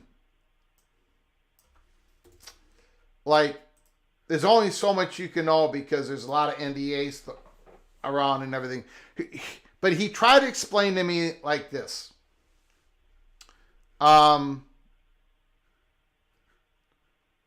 We are, Rick, we are, how do I say this? I had a hard time talking about this before too. You know, we have sort of leading indicators, right? We sort of see the tip of the iceberg. We got a report that the Big Ten, that the commissioner is having a last round of proposals, right? About private money or whatever you want to call it. Okay? We got that public report. I didn't know it was coming. Everybody I talked to didn't know it was coming. But then it got leaked by, I think the Big Ten might have leaked it to Sportical, and then it was released, and wow, right? And then we get this Big 12 story, Ross Dellinger. Now, you and I have had many conversations on this. Peek around the corner. We've given the peek. We said, look, this is going to be the invasion of private equity. It looks like it's going to be invasion of private capital, but I think people get the drift. You know, we thought this is coming. We knew, but this still, Rick, this still came a little early than we expected. I got to be honest, my man. I mean, I think if you try to nail me down, and you probably have asked me this question, I would have definitely said, Rick, we're not going to hear anything until after April 7th, right? So, So this guy's telling me, and again, this person is somebody, if I said the name, everyone would, first of all, not believe this person talks, but a well-known person, okay? And he says, there is like, that. Those are that's like, when you have that much this early, when you have that much going on this early in 25, and we knew, or at least we thought 2025 was going to be the year of this, right? We didn't know what's going to happen this early. So if it's happening this early, nothing like this really happens in a vacuum. We've got more under the water than we know then. That's what he's trying to tell me. There's stuff bubbling under the water that's more than we thought, because some of it has already has popped up out of the ocean, right? We see it. So he told me, beware. Don't be saying completely it can't happen in ACC country. Just, they're going to have way more difficulty. They might not get the deal. They might not, get a good enough deal. They might have to be individual, or maybe nothing happens. But you can't shut the door, Greg, because there's just too much thirst for this across most of these universities. So I said, okay. So I came on live and kind of said, sorry guys, I guess I got to take the L, because even though it might not happen, I guess the door is open possibly to this ACC doing something. Why am I saying all this? I can't remember. What did you say to me? I think we were talking about the distribution within the school itself, if there was going to be any strings attached to how they can spend their money. Yeah, obviously, if Syracuse went out on their own, they could do whatever they want. Yes, so that triggered me when you said that, because there are rumors about, like, okay, so you and I, Rick, we've had this discussion about the Big 12. And, one of the schools was Baylor, okay? I can say it now, but there were Big 12 schools that were like, we'll do something on our own if we can't get this together. Like, well, there are schools in the ACC as well, right? So when you said about, each individual schools, will they be able to have freedom? Maybe they bring on another one. I mean, there are hot rumors right now tonight about some ACC schools willing to take maybe not as good a deal as they would have if there weren't two schools suing the conference. But there are, like, schools still talk. Okay. You're going to have to open up another theater. Well, you go back. Well, again, I was just. I'm sort of taking the L here, to be honest with you, on shutting the door in ACC, possibly been able to do something with. So this is basically what I'm doing. I'm taking the L before it happens. Here is what was so in this conversation that I was having. I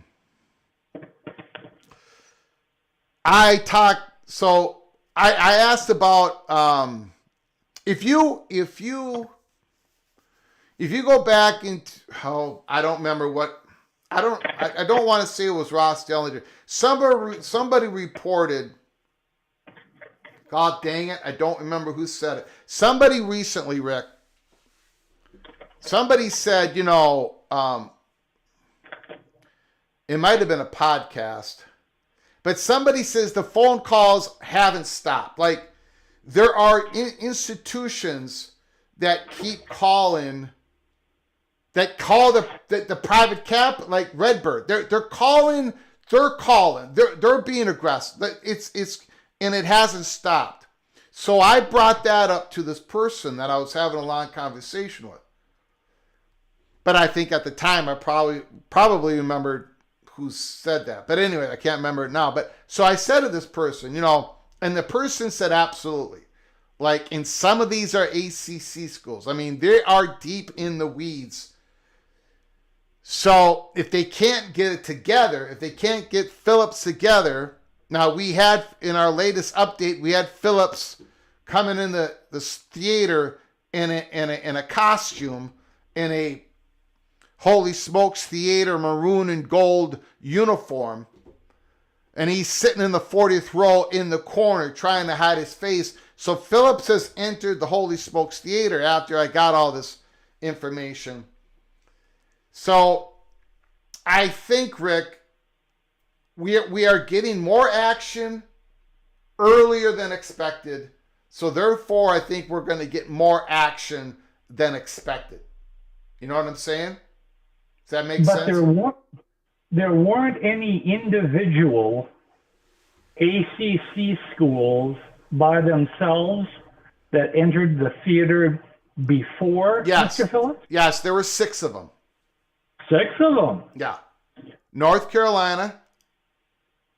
Wow. Wake Forest, Syracuse, Duke. Boy, I'm not gonna be able to pull this off, right? Because my brain, because I'm 56 years old, and I'm not the brightest bulb in the refrigerator. It's North Carolina, Wake Forest, Syracuse, Duke. How many is that? 4? Yeah. Come on. What's the others? NC State? Not that I know of. Okay. Come on. What's the others? Florida State Clemson. How many is that? 6. Yeah, that's it. Yep. So. Okay. Yeah, they're in the theater. And they have been for a couple months. This is going to be an interesting month. It's going to be more interesting than I anticipated. It's already been more interesting than I anticipated. In fact, even though we were the college football YouTube channel that warned everybody before, we were the ones that were hitting the drums hard that this was coming, I still got to take the L because I know I said a couple times, guys, it ain't going to happen this early. It ain't going to happen it's not going to happen in the first quarter. Well, it's happening. So it's happening earlier. So it might be even more than what their chatter behind the curtain anticipated. Strike while the iron's hot. Okay, thanks for the call. You got it. Thanks, buddy. Appreciate it. And I guess, thanks for the call, Rick. And I don't know. And then we're dealing with the intangibles to this, the emotion, because things are starting earlier than even we at PATC anticipated. does that create more inertia for more action?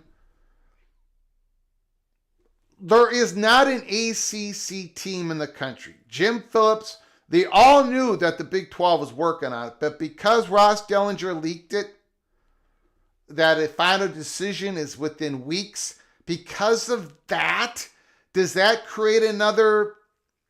I mean, look, that happens all the time. That happened. Like when Florida State, when it was announced that USC and UCLA were going to the Big Ten on June 30th, 2022, Carolina and North Carolina had a whole bunch of meetings. Florida State had a whole bunch of meetings. Clemson, I mean, you know, you throw a big rock in the lake and you got this ripple effect. I mean, Ross Dellinger's article on Brett Yormark, they're at the 5-yard line, they're about to punch it in, final decision.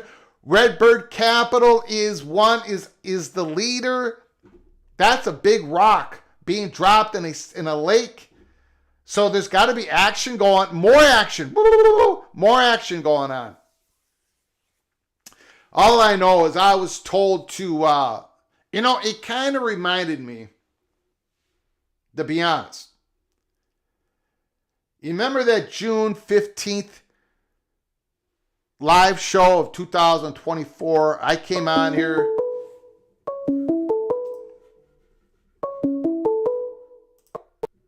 From Lewis, can you hold on for just one moment, please? Sure. I appreciate it. I just got this thought in my head. I got to get it out. Thank you, Lewis. The legendary caller Lewis is on the line. You know, it reminded me of the June 15th live show, where I came on here and I said Tony Petitti and Sankey have left the Holy Smokes Theater.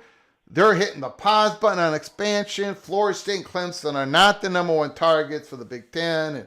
And I got just dragged over the coals, and I was very strong on it because I had a certain person sit me down and say, Greg, it ain't happening.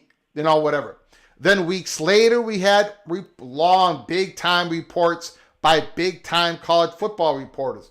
Brett McMurphy, the great Brett McMurphy, laid it out. Everything he said was true. And it backed up everything I said, which was true. This is kind of the same thing. Somebody sat me down and said, Greg, ACC, there's just too much going on. Don't shut the door. Do not shut the door on any possibility. There's more than what we expected. It's happened earlier than what we expected. And if it's happened earlier, then there's so much kinetic energy going on. So I had to come on here and take the L and said, I got to lift that door up. We don't know what the hell's going on. So I had to go back, and we shall see. Lewis, Mr. Duke Blue Devil, thanks for calling, my friend. The floor is yours. Well, good evening, Greg. I am very skeptical that this private equity play that was announced by Ross Dellinger is really going to be that much of a game changer. It sounds interesting, but at the end of the day, all the private equity money has to be paid back. It's not a gift, it's a loan.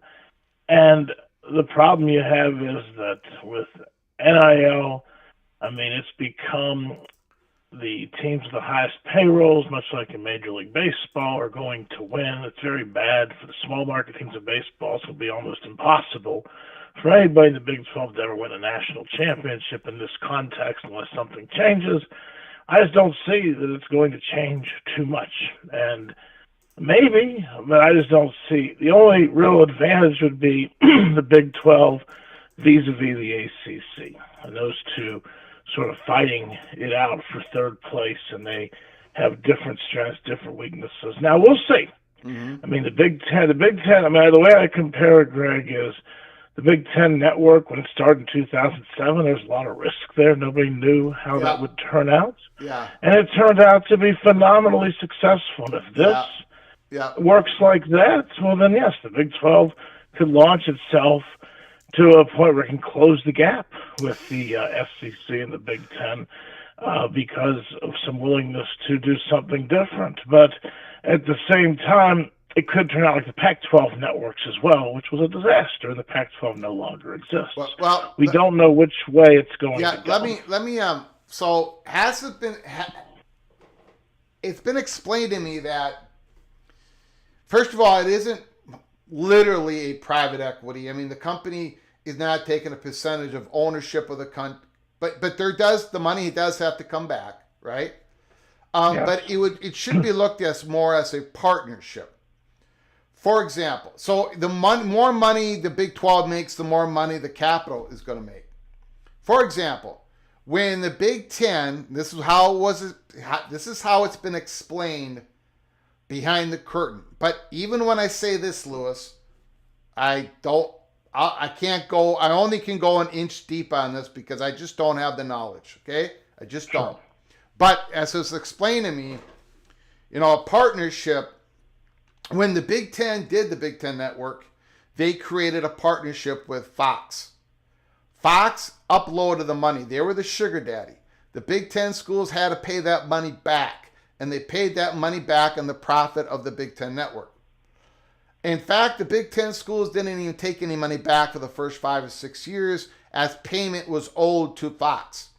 But because of that relationship, because of Fox could grease the skids to get Big Ten Network on cable outlets, grease the skids for exposure. It worked. The Pac-12 owned everything. They did not get a partner. At some point, they wanted one. Some points they didn't. They decided not to do it. So they did not get the skids greased for them to have exposure and get on cable companies and all that. So again, that's how it's been explained to me. It's like a partnership. I don't know if it's going to work or not. I got no idea.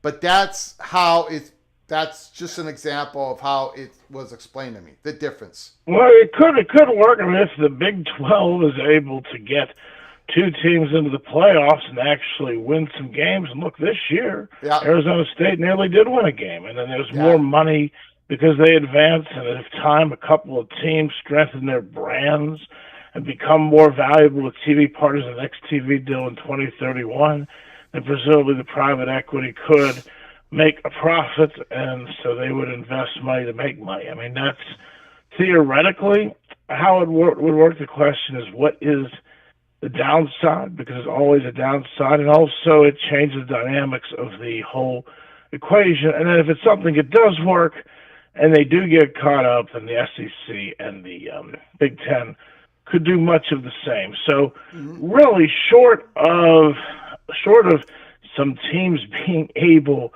to go on the field and beat the Big Ten and the SEC teams, and really that's what it takes to get closer to parity with those two conferences, which maybe that happens. But short of that, you have a scenario, the way this is being structured and the way the bids are being proposed, it's going to be 4-4-2-2.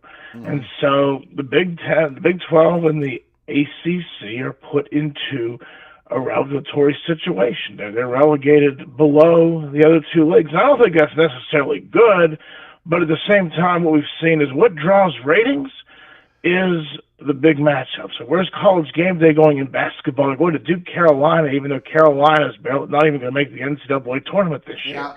That's because it's Duke and Carolina.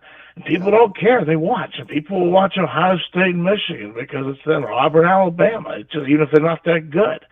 So it's just very difficult. It wasn't this bad, obviously. In 2007, West Virginia nearly had a chance to play for the national championship. That's never going to happen again. Yeah. I think people realize that. And it does. So you have to look at other victories, and you have to look at the different tiers. I don't know where it's going. And eventually, it might. That's why I think it'll be a split, because they just can't compete. It's good for the players. It's good to have the money, and it might increase the product of college football over time. But it really, I'm skeptical. I just don't see it as a panacea. The only thing that it could do is give an advantage over the ACC. And the ACC needs to settle with Florida State and Clemson, give them a higher share and the lawsuit, because nothing's going to happen for several years. I mean, Florida State and Clemson aren't going to be able to get out for at least 5 or 6 years. They're not leaving anytime soon. And I don't see why I hope they're just continuing the lawsuit on the short term to get a settlement, not to think they're going to drag this out for the next 5 years. If so, I agree with what you said the other night. The Big Ten, I don't think, would be interested in institutions that continue to haul their conference to the court for several years needlessly. I believe that'll end up being settled, but I don't know. I have no inside information. But the private equity would be interesting if it works out like the Big Ten network in '07, because the Big 12's the first to try it. They are the first to try it. If it works out, it could pay off in spades. And I guess it's worth the risk, because what do you have to lose? You're already a tier 2 conference, so why not roll the dice? But I'm not that optimistic. Okay, Lewis, that's my point. Lewis, I got a question about Duke here. Okay. I was watching early in the season last year, Kansas State versus Tulane, and I'm watching that game, and Tulane's defense couldn't really stop Kansas State, but Kansas State, who had a good reputation, good defensive reputation, could not stop Tulane because of the quarterback. I watched that game. I watched that game. Darren Mensah was getting hit. He had to make off-schedule throws. He was doing everything. He was magical in the red zone. He had it incredible. And I said, I came on here after that game. I said a few more times, I said, don't count out Tulane. I know they got a loss against Kansas State. They're coming on because of that quarterback. And then, out of nowhere at the end of the season, and I had no idea. I mean, I was not anticipating Malik Murphy going to the portal. And I said, oh, no. But then, I think it was a couple days later, maybe it was a week, I don't know. Darren Mensah goes in the portal and he goes to Duke. Lewis, that's an upgrade. You've got yourself a quarterback. Absolutely. Huh? Well, Duke is blessed. Not a huge fan base, but the few fans we have, some of them have a lot of money. Yeah. The money was there. I don't know where it came from exactly. I have an idea, but the money, there are donors, but no, the program, they've invested a lot of money in that football program compared to where it was. And they went out and they had a plan. They got a quarterback, and it's going to make things very interesting. Yeah. It is an upgrade over Malik Murphy. And the big challenge is you have to build the rest. They got a couple 4-star players. And Duke still brings in the athletes that you get a chance to be tied to one of the best schools in the country. They accept 6% of their applicants. There's no way I could get in there now. I don't think anybody could have gotten there 30 years ago. It's very hard to get into. So Duke has something. They're just trying to – Duke knows they're not going to be Alabama. But they're trying to be good at being Duke, and the fact that they've been able to be successful, hey, it's great. Another it's a great atmosphere, a fun place to go to a game. Yeah. I think so. I think it'll be a tough schedule. We got Illinois. We have Tulane. Actually, Duke goes to Tulane. So the Mets will probably not get the best greeting when they go to New Orleans. Yeah. Duke goes to Tulane this year. They have Illinois coming into Durham. They got some tough games coming up. But they should have beaten SMU, though, man. If they would have beaten SMU. I know. That game killed me. That game hurt my heart. If they would have beaten SMU, we would have all been talking about Duke the last 4 weeks of the season as a possible college football playoff team. It hurts. But as bad as it didn't miss the field goal, but SMU had 6 turnovers. It was SMU tried to give us the game. We just couldn't take it. It was one of the most bizarre games. Yeah. And yes, it did hurt. Now, Duke ended up losing pretty decisively to Miami later in the year. So I don't know, but they certainly would have been ranked and would have been more in the conversation. They should have won that game. And SMU would not have been anything. They would not have been. But if you look at it, the SMU went to Penn State, was clearly 2 steps below Penn State in talent. Duke played Ole Miss, and Ole Miss crushed us. So there's a long way to go to catch up And there clearly are, with NIL, there are tiers in college football. And it is what it is. Not that you can't have upsets, but it's hard. Basketball, you can have upsets sometimes. A guy can go out and shoot 30 points in any given night and pull off an upset. It's very hard in college football, and that's why you saw Ohio State. They had the biggest payroll, and they won. Now, I think you do run the risk if that happens year after year. You don't get a Cinderella story that you start to lose some interest on the periphery. You have to worry about that. But for now, that's where we are for now. It could change. It could change with salary caps. Things can change over time. But it's been interesting. It's where we are now, and I just hope that that everybody can stay relatively happy, and everyone tide rises with all ships. But it'll be interesting to see. Lewis, thanks for calling, my friend. My pleasure. Have a great week. You got it. Thank Beautiful.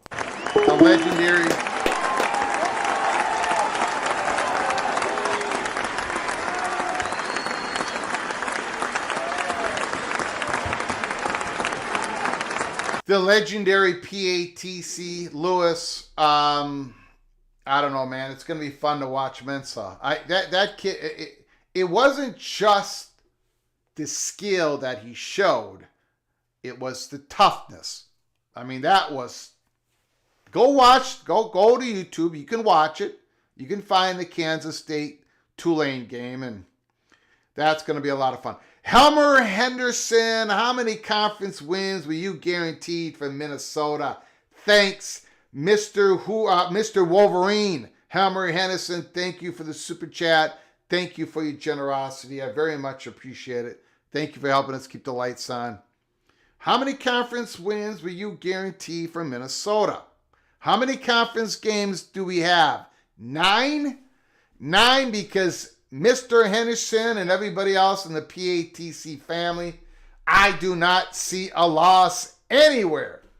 Okay, back to reality. Let's take a look.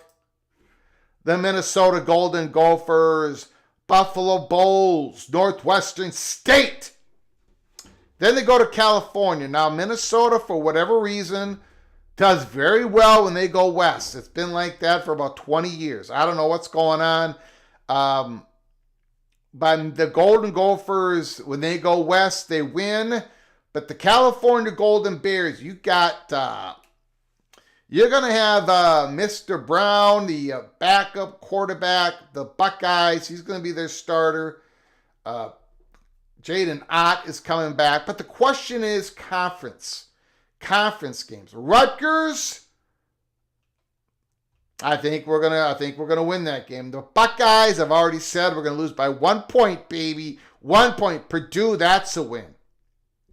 The Nebraska Cornhuskers at home. I'm sorry, Cornhusker fans, but we've beaten you 5 straight times. PJ Fleck has you, baby. That's a win. So that's 3-1. At Ohio State, the place of nightmares for the Golden Gophers. But I'm going to go ahead and say Minnesota finally gets Iowa in Wisconsin in the same season under Fleck. That's a win. Michigan State. The Golden Gophers have whooped up on Michigan State over the last couple of years. That's a win. Then they play Oregon. That's a loss. Northwestern. That's a win. Wisconsin. That's a win.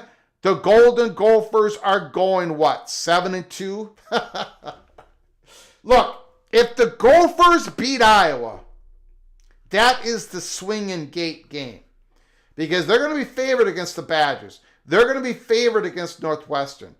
They're going to be favored against Michigan State. They're probably going to be favored against Nebraska. They're going to be favored against Purdue. They're going to be favored against, I'm telling you. I'm giving it away here, but look, if you go to Vegas, you know what? Let me show you something. I will cut off the Minnesota Golden Gopher propaganda here in a little bit, but I was given a super chat by Helmer Henderson. Look at Minnesota's odds at 80-1. 80 to win, 80-1 to win the Big Ten championship. Okay? 80-1. Now, Minnesota is 80-1. They're in the middle of the conference. They finished in the top half of the conference last year. They're getting a lot of respect. I mean, they're getting pretty good respect in Vegas. And everybody outside of Minnesota don't even know who their quarterback is. And it's going to be Drake Lindsey. And he only faced a couple plays in the Rhode Island game last year. He's a redshirt freshman. My point is, Minnesota never gets this much respect when nobody knows how their quarterback is going to be.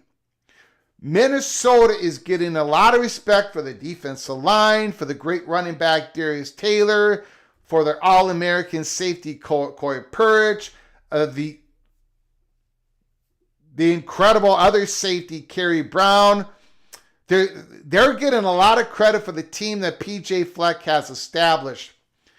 And the question mark is the quarterback. If there wasn't a question mark at the quarterback position, the Gophers would be getting predicted to be finished 4th, 5th, or 6th, whatever in the conference. Drake Lindsey, the quarterback, last year at this time, I was telling everybody, holy smokes, Max Brosmere, the transfer from New Hampshire, he's getting all this hype. We have never had this hype at Minnesota. Everybody who has watched Max Brosmere throw the football around at the facility is saying, this guy, we've never seen a quarterback. And the hype proved correct. Right? He went to the NFL Combine. He threw the football today. They're saying he might be a 5th-round draft pick. He might be the first Golden Gopher quarterback to be drafted in the NFL draft since 1972. Max Brosmere says Drake Lindsey is going to be great. But we're not getting the hype from the Drake Lindsey. We're not getting that like we got from Max Brosmere. He's a redshirt freshman, hasn't faced the live bullets. So if he can survive, if he can play pretty good, the Gophers are going to be in decent shape. If he cannot survive, we've got the backup quarterback who backed up Haynes King as our backup quarterback this year. So we'll see what happens. But 7-2 or 6-3 in the Big Ten, the Minnesota Golden Gophers. Secondary is going to be good. I was born in that look. Now that I just gave you Gopher propaganda, let's go back into reality. Now this is where I get in trouble with the Golden Gopher fans. I get in trouble with everybody. Every one of you I've gotten in trouble with. There is not a program in the Power 4 Conference. Name a program in the Power 4 Conference. Name one. That has had a worse collection of quarterbacks since 1972. Now, then Minnesota. Now, not every Minnesota Golden Gopher quarterback has been bad. Max Brosmere was great last year. Tanner Morgan, 2019, was absolutely fantastic, but he wasn't drafted. He didn't have the measurables. He didn't have the arm. Very good college football quarterback. 2019 was his peak. We've had some other good years with quarterbacks. Not many, but nobody was NFL draft worthy. The exception might have been 1975 with Tony Dungy, the NFL Hall of Fame head coach, great defensive back for the Pittsburgh Steelers. Tony Dungy was the quarterback of the 1975 Golden Goal, a couple of years. 1975, before he went into the NFL draft, he led the Big Ten passing yards. He thought he was going to be a great NFL quarterback. He thought he should have been drafted. He should have been drafted. But he was an African-American quarterback at a time where they were not drafted all that much. So he did not get the opportunity. With the exception of Tony Dungy,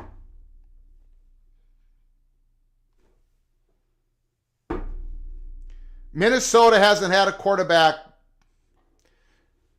You put Minnesota versus any other Power Four conference program and a whole bunch of G5 conference program. You go by quarterback since 1972. The Gophers are at the bottom. Sorry, Golden Gopher fans. Again, I'm in trouble with everybody. Frank Tarkenton, Georgia. Frank Tarkenton. His rookie season was 1961. I think he retired in 1978. Somewhere around 78, 77, 79. Think about it. He started his NFL career in 1961, and he is still ranked the 14th quarterback in the NFL for most career passing yardage. Number 14. And he started his career in 1961, where there was 12 games played. Then there was 14 games played, where the passing game was clutch and grab. You could clutch and grab the receiver before the ball was thrown. Frank Tarkenton is still number 14 on the all-time passing career yards. It is the most ridiculous stat I think that is out there. Number 14, Francis Aloysius. I don't know. His middle name begins with the letter A. I forget what it is. But whatever it is. Frank Tarkenton, one of the greats. I want to thank you all for joining us today. I appreciate it. We've been on the air for 2 hours and 16 minutes. Thank you, Anthony Carlson, for being a member for 11 months. Thank you, Hammer Hennison, for your generosity, and I appreciate all the comments, phone calls. Thank you all. I appreciate it. If you haven't done it yet, please hit the subscribe button. Smash the like button if you liked our content. Keep your head on a swivel. We got things coming up. We got a March 4th date. That is important. A lot of things going on this week. Until next time, from all of us at PATC to all of you, please you all take great care of each other. Thank you so very much.